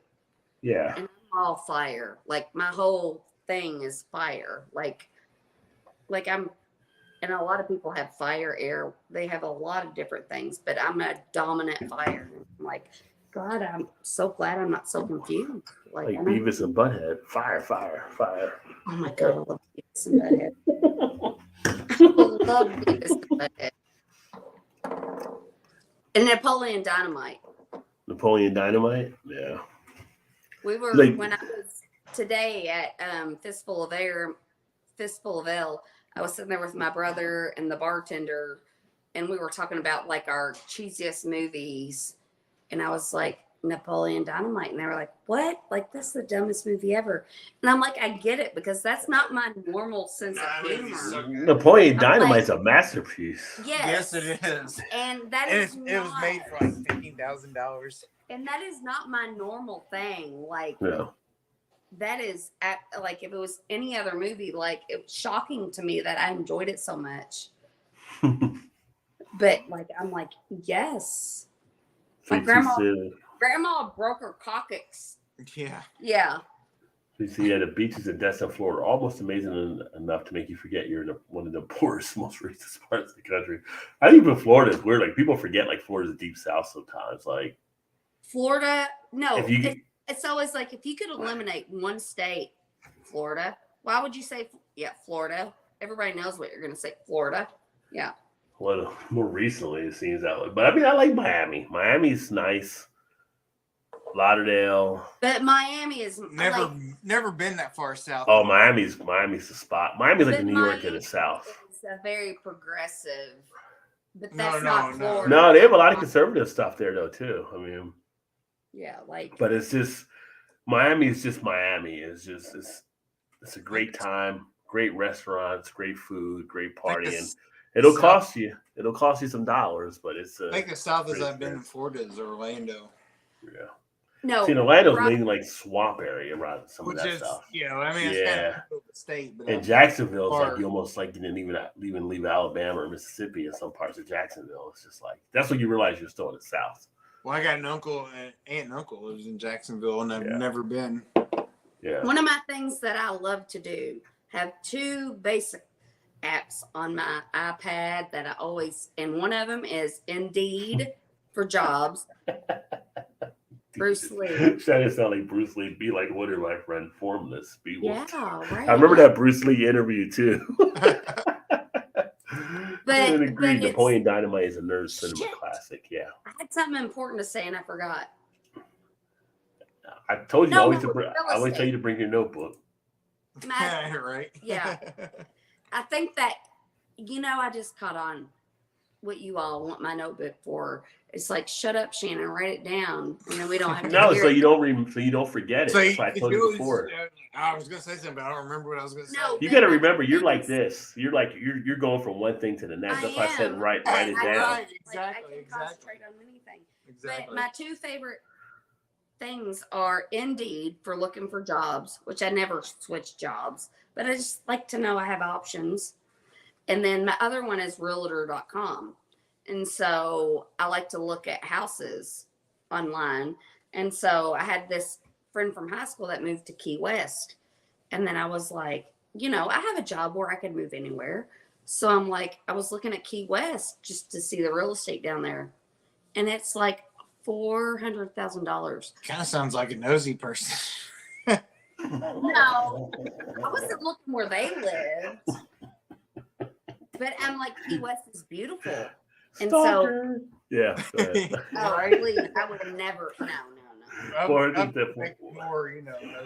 I was gonna say something else, but I was like 400,000 for say that a trailer. Oh yeah, Key West is you're paying just to be in Key West, yeah. And that's what I always told Todd. I'm like, let's move by the ocean. I want to be by the water. And he's like, well, hurricanes will come and wipe us out. I'm like, it's a possibility. Well, tornadoes could wipe us out here. Or you can spend $400,000 but one bedroom trailer. You have a better chance of insurance companies protecting you here than down there because insurance companies are pulling out more and more of Florida, especially after the last. Well, I don't even think they don't even. Some people didn't have insurance because they couldn't afford it down there. Which, listen, I know. Period. I have Todd thinks about stuff and then he speaks, and I'm like, it pops in my head and I say it, and he's like, that doesn't sound like a very good idea. I wouldn't have said that, and I'm like. Well, I mean, I just said it doesn't mean I actually want to do it. It was just a thought, and that sounds fun. But yeah, but still a thought. Yeah, and I'm like, believe me, I know if all my thoughts. Yeah, at some point it's going to have sea levels and tropical storm. Yeah, Miami is still projected to be underwater at some point too. Yeah, rising levels because they haven't done anything to really address a lot of the stuff they need to address down there. And you know what? Todd's actually been more adventurous with his. Already underwater. Worst place to live in Florida. Because I was born in Sellersburg, and I still live in Sellersburg. And I love Sellersburg. Haven't you lived in Jeff for a little while? Yeah, but I came back here. Because everybody's like, I need to get out of my town I grew up in. I'm like, I like this town, I feel like I like anywhere. But you hate Indiana, so it doesn't make any sense. I just feel like Indiana is so cool. I hate Indiana except right here. You're right, exactly. You said Indiana's so poor? Boring. Oh, boring. I mean, it's Indiana. It's, little pink houses, as John Cougar said. But Sellersburg's so fun. Period, Continental Camp. It's not about where you are. It's about... It's Tasty Freeze, Jack and Diane. We know. Yes. It's Indiana. Jack and Diane. Oh, my God. Can we play that song? No, because they get kicked off. We'll get kicked off the World Wide Web. Isn't Letterman from Indiana? David Letterman? Yeah. That's what I thought. Yeah. Orville Redenbacher's from Indiana. Got all kinds. I actually saw Orville Redenbacher on the Food That Built America. They did a story with Orville as well. Yeah, yeah. He's from the racist part of Indiana, though. So he had like the Colonel Sanders suit. Well, yeah, I guess so. That's true. That's the racist part. I don't trust the guy in all white suit with the little black bow tie. I don't trust you, sir. Right. I'm not profiling, but I'm profiling. I'm not, but I am. No, yeah, you're right. Over Redenbacher was on that. Yeah, they got the now they got the Toys That Built America. I don't know if you saw it or not, but they were doing the video games. Yeah, that's the one they're doing this season. They did like the video game one I saw was their second episode, which was actually pretty cool. And they had the guy that came up with the whole Pong thing and how Magnavox was basically not wanting to give him what he actually wanted for it and stuff. And so that's how Atari was able to come out with Pong on their version. And then they got into a big legal dispute, and Atari had to settle off on stuff to deal with that. And then it led to the other guy that if you go to Google today, like Jerry Lawson is featured, but Jerry Lawson was one of the first black video game programmers. And he basically was the one that created like the cartridge system, which later people left Atari, formed Activision. And they basically started making it that cartridges, which they wanted to sue, like again, went up to the Supreme Court or whatever to be able to do so. And were freed up from being at Atari because Atari went corporate and stuff. So pretty interesting. Yeah, I'll have to go back and watch that one day. I didn't know the Toys That Built America. That's what they're showing now. And I didn't get a chance to watch the next episode. The next episode was getting into Nintendo and Sega Wars and stuff. So, oh wow! Okay. Yeah. Oh, that'd be cool. That'd be good. Yeah. They get some good stuff on there. I mean, History Channel at night is decent for a part, and I don't know when it happens, but at some point it goes from this pretty interesting stuff to like fucking aliens are coming. At some point it switches over. Right. Yeah. And the guy with the big hair shows up. Like. Yeah, but I think Orville Redenbacher is from like Martinsville, which is like the. Oh, there you go. Talking about Orville Redenbacher. No, because we were talking about the Food That Makes America or whatever it's called. But I think in Martinsville in Indiana is like the biggest, like, I don't know if it's still known as that, but it's like the biggest. What at one time was like the biggest KKK capital. Indiana was always thinking about, like when I learned about the Klan, it was like Indiana was like that top state where a lot of it was. Well, I think Martinsville is like the head of KKK, which is probably like a David Duke Academy there. Yeah, exactly. Yes. Some kid gets a scholarship. I got a scholarship to DDA. Oh, you don't say. Really? Okay. Oh man, you got to make jokes about it. You're right. Yeah. But Didi was saying it's hard to build. You can't build a wall in Miami because of how it's on the limestone. So yeah, that's the issue you're gonna have. So.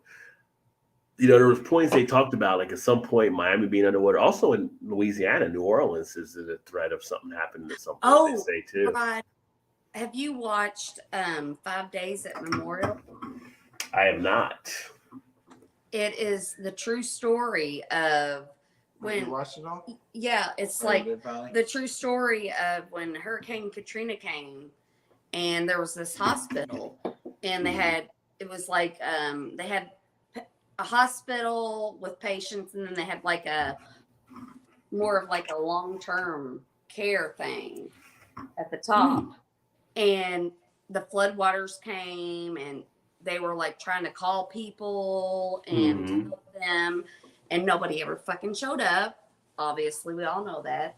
But then it was about the nurses and the doctors that stayed there. And then this one doctor was like, the government and everybody's like, you got to leave. And she was like, I'm not going to just like leave these people here because they can't get out. You want us to leave our patients. And so she basically was like, they were going to die anyway. They were almost dead. And it was like, so I'm going to get out of here and leave them to suffer for how many days. And so she like ordered them like with narcotics and stuff to like euthanize them basically. And it's kind of like the whole thing that happened. I mean, it's on Apple Plus. Yeah.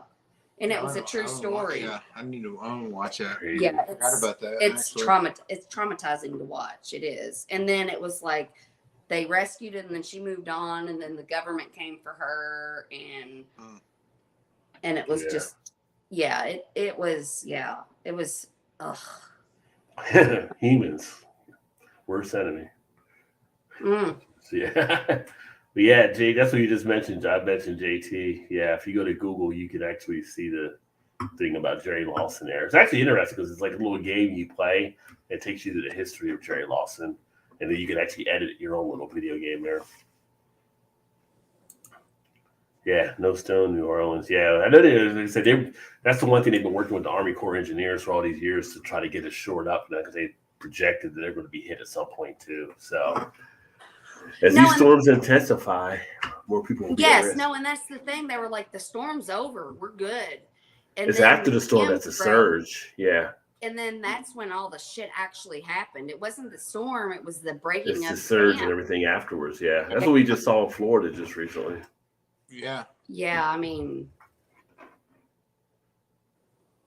I don't mean to be a downer, but I was kind of a downer. I mean, unfortunately, it's a reality people got to start to cope with. Like, happens, you know. But yeah, it is. It's just like, yeah. These catch you next Thursday. Have a tea time, 10:30 a.m. He's gotta wait for the warmer hours now. Cross your fingers. Tap my mango wheat ale tomorrow. Nice. Check your beer runs right as well. Be safe. You too, my friend. Yeah, have fun golfing. Double D, hit him straight. Hopefully the beer turns out as well too. Yeah, next time you're back up in the area, we'll have to connect. You have to bring me some of that mango wheat ale, my friend. That sounds good. Yeah. No, we did a beer. You know what beer? The peach. No, not Yingling. Leinenkugel. Leinenkugel. Why do I get those two mixed up? I mean, is idea. That reasonable? Like Leinenkugel and Yingling? No, two funny words for you, probably. Yeah, probably. I'm kind of pissed that one guy screwed up my bet now, though. Although I'm not mad because it was a free bet, but I'm like, damn, Woody, you couldn't do like 20 of rebounds or assists. No, it does. It actually does piss you off. You're like, one freaking point's all you had to score. Why you cost me? I've looked at the box score. If it's like he's at 19 or something, I'll be like, oh my God, you cost me. Yeah, but you know what I hate is that we are putting so much pressure on little boys. Like they're just little boys. These are grown men. This is the NBA. They don't know that. They're grown ass men in the NBA. NBA. Yeah, let's put the pressure on them. No pressure on them. Anyway. They're still 20 something, but you know. They don't know that. Okay, Rod, what is your definition of a little girl? What age? Whoa, is this an R. Kelly question? No. I realized how you would take that after I said it, but that's not what I'm like. I plead the fifth. No, because we watch them, and I'm like, they're little boys, and he's like, well, they're like 19 or 22. I'm like, you're trying to try me here, aren't you? They're little boys if they're younger than 25. I mean, like. No, they're adults at 18, so they're not little boys once they hit 18. They're not little boys once they hit like 13. If they're under 13, if they're under 13, they might be little boys. Maybe under 12, they'll be. I wouldn't even give them that. I would say like a little boy to me is like under like 9 or 8. A non-teenager. Yeah, that's a little boy. What's your definition of adult? 18. 18. Yeah, no, I don't think you're an adult until you're like 30. Can you go to war? Well, the government tells you. Well, you're 18. Well, I don't give two shits about that. No, I'm just saying that's. Can you vote? Yeah. In your eyes. In your eyes. Your eyes. That's a song too. Your eyes. But when is the point? You should be like, I'm gonna quit being a fuck up, and I need to make good choices. 18. Get out of the house and go get a job, or go to college, or go to the military. Of course, I don't have any kids. I don't have any kids, so I'd have to deal with it. But I'm just thinking, when I was young, I wanted to be out 18 and be out on my own. I was happy to get out and go. I was ready. I was ready to go. That's the way our daughter is too, which is mind-boggling. It is, but it isn't, because I've never been dependent on anybody. I've always made sure I could take care of myself. I always have made sure, like, I mean, if I could have done that at 16, I would have done it at 16. I mean, I was like working when I was like, I think 14 when I first started working somewhere. So no, I was 14 when I first so started. I was like, if I could have done it at 16 and went to college early, I would have done that too. Yeah, like I didn't know when I started working, it was just like, I need money. I want money, which I could have. My dad would have probably gave me anything I wanted, but I'm like, no, I want to give it to myself. We gotta earn it, yeah. Yeah, like, but I don't know. It's just kind of like, God, I don't know. Do not know how my daughter came for me. I really don't. Probably because of him. Well, I'm the good cop and he's the bad cop. I didn't have nothing to do with her coming from you. I mean, I guess I did. You got the party. You got the party started. I did, but you got the party started. So right, yeah. Yeah, but yes. Then I'm like, I'm out. I'll see you in 9 months. But like, were your parents hard? Rod, though, were your parents hard on you? Hard compared to other parents. I mean, not as hard. I mean, it was just my mom. I'm talking about your soul. Did you feel like they were hard on you? I felt like, yeah. I mean, there's stuff I wanted to do, they wouldn't let me do. So, I mean, it was just my mom, really. But it was just like, yeah. I feel like I think every kid kind of thinks that, though. I feel like every kid probably thinks their parents are hard on them, whether it is or not. I think because they don't know anything. We're a few minutes, by the 8 or 9 in one house. I get groceries to their older children, preteen. I mean, I feel like it depends. It's different for us because, as cliche as it always sounds, we're Gen X. So it's kind of like we were latchkey kids, and we were kind of that first generation where both parents had to work or whatever, or you were home, you're going home by I mean, sometimes you were at your grandparents' house like that, but a lot of times you had to go home after school and it was just you. And, did both of your parents work, Rod? Well, it was just my mom that I had. So did your mom work? Because they were divorced. Yes, she had to. Yeah. Brothers and sisters? No. Wow. Yeah, like when I grew up, my mom and dad both worked. And I had an older brother, and my mom worked second shift. My dad was a truck driver, and so like they weren't there that much. My mom and dad both worked too, so I was. Yeah, but your mom was usually there. No, she wasn't. I was a latchkey kid. I had to call her when I got home. Like, I made it home. See, 8 or 9-year-old alone in the house, you could, you were good to go. So I'm saying you're not a little kid at that point.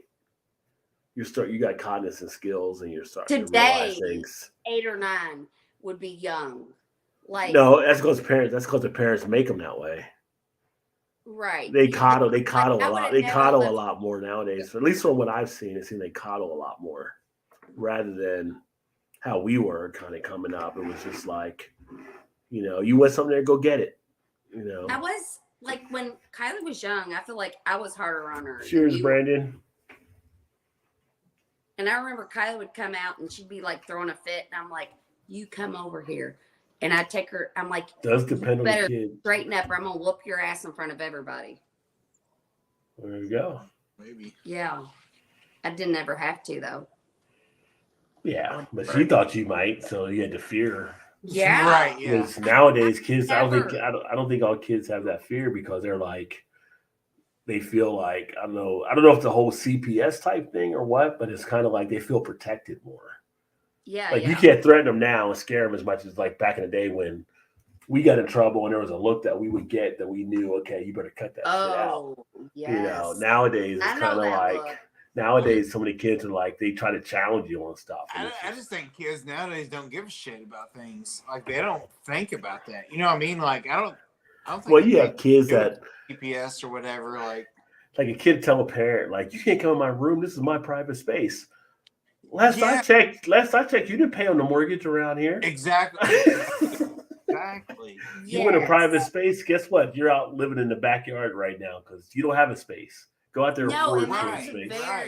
But Kylie never, I feel like, challenged us. Like, oh, she was horrible for a while. Like everybody's like, wait till they're a teenager. Kylie was a teenager when she was like 10, 11, 12. And she really wasn't even that bad. But she was, I loved her, but I didn't like her that much. But now she's like, God, you're so easy. Like, but I'm also kind of like, I was a teenager. I know what teenagers do. And I don't expect you not to do those things. I just expect you to know that you're going to do those things. And if you get in a bad spot, you call me before you get into trouble. Right. Yeah. I'm just like, I give her all the freedom. We give her all the freedom, but it's like, that's your thing. If you fuck it up, you can do whatever you want to. But if you make bad decisions after you do it, then yeah, you're going to be fucking like, oh, honey, you're going to be in so much trouble. Because when I get pissed, everybody's like, oh my God, like some shit's going down and she's getting pissed off, you know, like, like I get pissed off like 3 times a year and that's over. Well, I get pissed off at you 3 times a year. No, but I wish you know what a pissed off wife was like. I really wish you knew what a pissed off wife was like. I don't wish I knew that at all. You think I'm pissed, but I wish you knew what a pissed off wife was like. But you don't do anything to. See, he just. He's like, I'm gonna smack you, but I'm not. Yeah, no, I wasn't. I was like the hand. He's like, are you still talking? Are you still talking? Right. Yeah. See how quickly she's like, yep. Didn't say nothing else. Oh, you're so cute. Yeah. No, but when I do get, like, he gets pissed off a lot. Well, a lot of the times, the oldest gets more responsibilities to watch out for the younger, so it kind of develops them. Yeah. Oldest of 4 kids, so yeah, it's complicated. So, I mean, I like being an only child, actually, but now I have, like, half sister, half brothers, because they got divorced when I was young, so. How young were you when you got divorced? When your parents? Oh, I was even like 1 or something, I think, maybe. So it didn't really damage you. It didn't really damage me at all. No. Yeah. Like that's what I always tell my parents. My parents got divorced when I was 10. I always thought it was 12, but I figured out recently it was 10. And that is why I took, like, I didn't believe in marriage. Because it really, like, rocked me to my core. And I'm like, you can't trust men. Like, I'm never getting married. But that was because all your aunts and grandmas. Well, my mom. Yes. No, your mom wouldn't know. Either she went and got remarried and divorced and married again. Well, maybe. You might be right. But yeah, I'm just like, I'm not with you because I'm married to you. Like, marriage is just, the only reason I got married to you is I would still be with you, but the only reason, because it was like a mortgage and taxes. Was it tax breaks? Yeah, I mean, it is. And then it was like, I wanted to have a kid. Hence the glass here. Right. Death and taxes, right? We come back to that full circle. I am very unromantic. I am very unromantic. I'm a very like feeling person, but I'm also very like practical. Yeah. I don't know if practical is the right word, but practical in my feelings, not my finances. Practical in general. We'll go with that. That's how you feel about me. But how I feel about me. If that's what you want to be claimed as, then that's what we'll go as. I wish. I don't wish. I wish I was a little bit taller. I wish I was a baller. I wish I would. Oh my God, I love that song. So, but here's the thing. Like, so we go to this place, BeerVentures, on Monday nights. And, you know, I'm friendly. I talk to everybody. And there's this guy there. And I'm like, he looks like one of our friends. And I walked up to him. I was getting ready to say something to him. And he, like, fucking just laid into me. Never talked to him before. Laid into me. And he was like, I've seen you here 3 times and you hate men. I'm like, what? Like, you've even met me. Like we But he met wasn't since- wrong though, was he? Well, just shut up. But and I was like, and I wasn't gonna argue with him because I'm like, this is important for him to say, so I'm gonna let him say it. And then I was like, okay, you said your piece. I'm gonna go outside and cry now. And I left, but I didn't leave. And I don't cry. Like I'm not a crier. I never cry. Mm-hmm. Yeah, I cried. You cried? Yeah, Wow. I cried. I went outside because it was the fucking truth. I don't hate men, but I got a little like, yeah, like I don't trust men, don't hate them, but I'm not mean to men. Like, I don't always believe what they say, but so I came back inside, I ignored him, and I continued to have a good time. And I never told Todd about it. Todd didn't know it ever even happened until the next day. Because I didn't know until just now no, I told you. that you cried. Oh, yeah. You didn't tell me that. Yeah. And I was just like, and I was sitting outside. I'm like, Shannon, quit being a pussy. Like, who the hell is he? Like, fuck this. I'm not like, why He is doesn't have he? to make you cry. Well, because he was speaking a little bit of the truth, probably. Well, he was speaking a lot of the truth. No, but then that was like, then I had an epiphany the other night. We were sitting here, and I told you, I was like, any guy I've ever dated before you, their best friend always tried to get with me. And then I was like, men are pieces of shit. Like, that's your best friend. So the guy was probably right then. I don't hate men. I just don't trust them. Is it a trust factor? Yeah. But then the thing is, my best friend since high school, I was telling her that story, and she was like, well, that's kind of true. And I was like, About not trusting men? no. She was like, you do kind of hate men. I was like, well, I mean, Everything you say that is what you say. Right. But that's what makes Why would me, that guy but that's that what guy's makes, not wrong. but He don't know you from Adam. but he was mean. He was mean to me. If he would have said it in like, Was he mean to you for just pointing it out? Or you took the perception he was mean to you? No, but he was being aggressive when he was pissed when he was saying this. Like, and I was sure, like, because he was a man that was saying. are you fucking taking up for him? No, I'm just saying. Like, I understand Don't why. don't do that. Don't do that. Well, how's your grass growing in No, right but now? I'm also kind of like, why would he? Because I'm not mean to men when I go out. No, you're definitely not that. Yeah, I'm not mean. I'm gonna step aside on this conversation. Smart Listen, move. It's Smart not move. that. Yes, It's not thank that you. important. Like I don't hate anybody, but if Except there's, for men. Rod told you to shut up. I don't hate anybody, but Right. men are the people that I trust the least. You have trust factors. You have a trust It's factor. fair, not fair. It's not fair. It's not fair. It's my perception. I don't know why you have a trust issue, but Because of the females in my life were always telling me as a little kid, men are shit. Men only want this and that and this and that from you. You know, and I realized so it's that. kind of ingrained into you. Yes. But I feel like I have met not many men, but a few men where I'm like, they don't look at me like that. They're just another soul. I don't look at them as men. I look at them as a soul. So the other women were projecting onto you. Projecting what? their pain. They were projecting their pain onto you. Absolutely. Yeah. Absolutely.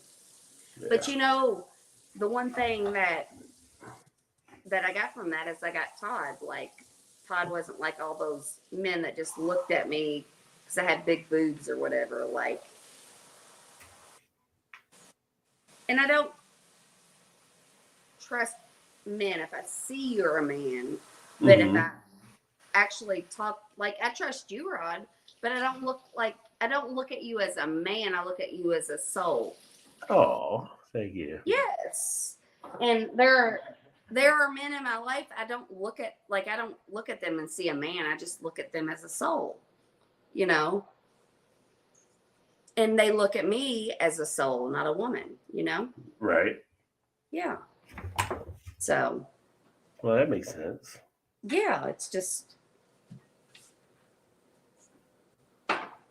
But I do love Todd. Is he's not like an aggressive man. Like he lets me talk to people, and he's not like, well, he's not like. I could never stand a man that was just like the big macho guy that wants to fight everybody. I'm just like, I will take care of myself. Yeah. Like, if I can't take care of myself, then I'll let you know it. But I'll just leave. I'm just like, God Happy damn it. birthday. So my other free bet, right? I had another free bet that I had, and is it really a bet if it's free? oh yeah, because you still got to win it. But it was for the football game tonight, right? And so it was Stephon Diggs, any touchdown you can get. Which you got one. Which you got one. Yeah. 90 plus receiving yards, which you got that. Then this other bum of a player, Devin Singletary, had to get at least 55 rushing yards.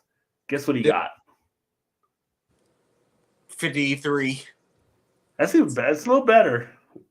He got 50 fucking one. Always right there. Always. Yeah, so I didn't win that bet either, but it was free. So, but that would have paid like, I think that would have paid like $50 or something if I'd hit it. Hey, it was off the house. It was off the house money, so I'm not upset. But right. But it'd been nice to go to the beer fund. Could have been, yeah.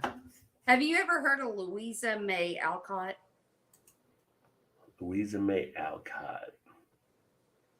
I haven't. No. But you said, looked at a lap. That's my soul. I had no idea. Look down at lap. Well, whatever. Soul means different things to different people. Who's Louisa May Alcott? Yeah. And she wrote this quote, and I was like, I read part of it, and I was like, what? And it says, it's amazing how lovely common things become if one only knows how to look at them. There you go. Inquiring mind. All about your perception. Yes. Yeah. Oh, I'm not going to try to because I'll fuck it up. JT said alcohol was a poet, he thinks. She might have been a poet. She might have been, or she might have just got one thing that got published in this book. I guess so. Yeah. So funny. Oh, that was in the same book. Okay. Yeah. Well, it's actually 12:04, so happy birthday, Shannon, because now we're officially on your day. No, I told Donnie. None of us have to work tomorrow. I told Donnie, I said, I'm staying up till 8:15. I'm going to suck every second out of being 44. Good luck on that. Right. Oh, I can do it if I don't take my medicine. I'll be up. Oh yeah. Then I'll be up till Wednesday if I don't take my medicine. Go play a little Tomb Raider or fly by. I don't know that. No, I can't. Like, got addictive personalities. Like, I need to stay away from some things. Yeah. And that's one thing. I need to stay away from not Tomb Raider, but God of War. Oh, new God of War is out too. Oh God! Like, yeah, like. I think I downloaded like the free version or the God of War. Oh, the other one with the kid. Several months ago. Yeah, I got that one too. Clear sky tonight. I wonder if there's stars in the sky. My daughter bought a hammock I can lay out back and. Yeah, there's always stars in the sky. It's just a matter of you can see the stars. Shut up. No, I did do this to Todd one night. I was like, and he didn't even see my note. We were drinking and he went to bed and I wrote him a note and I was like, I'm going to sleep out back in the hammock and look at the stars. So we sleep together. So I wrote him a note and it said, I'm okay. I'm going to sleep under the stars. And I can't remember. It was some kind of like, and I'm happy and I'm okay. He didn't even see the note. Fell out of the fucking hammock. I woke up, big old scrape on my back. Oh, I was in bed the next morning. Oh. And then I threw the note. He didn't even see the note. I threw it in the trash by next to the toilet. And then he was like, when did you write that note? And I was like, I don't even want to talk about it. There we go with JT. Yeah, definitely. See you, JT. Keep Then she's more like, "Why's before. my hip hurt?" It's like, "Cause you fell off the fucking hammock. You probably bruised it on the fall." No, I had She a big fell- old scrape on my back. Fell out and just laid there like And Yeah. my Help! I've fallen. I can't No, get I up. would never ask for that. And then Blake was out there and he tried. I think Blake is the one that fucked it up. He jumped up in the hammock with Probably me and then we did, tipped over. Probably was. That's funny. I think we're going to sign off here because you got to go to work in the morning, or actually later today now. So, Yeah. You do too, though, don't you? huh? You do too, though, don't you? Yeah, I go to work and I'm off Yeah, Monday, yeah. so that would be nice. I'm doing the 3-day Well, yeah, weekend on the yeah. backside. And yeah. But thanks for everybody that tuned in, and thanks for hanging out. And happy birthday again to Vanessa and to Shannon, the Sagittarius duo It's so here. crazy. Me and Vanessa are the most different people ever. Sure, no But doubt. we're both No doubt. Sagittariuses. Sagittarius in the house. All right, everyone, we are out, and Have a good just weekend. to say, we'll catch you guys next week. Cheers, everybody.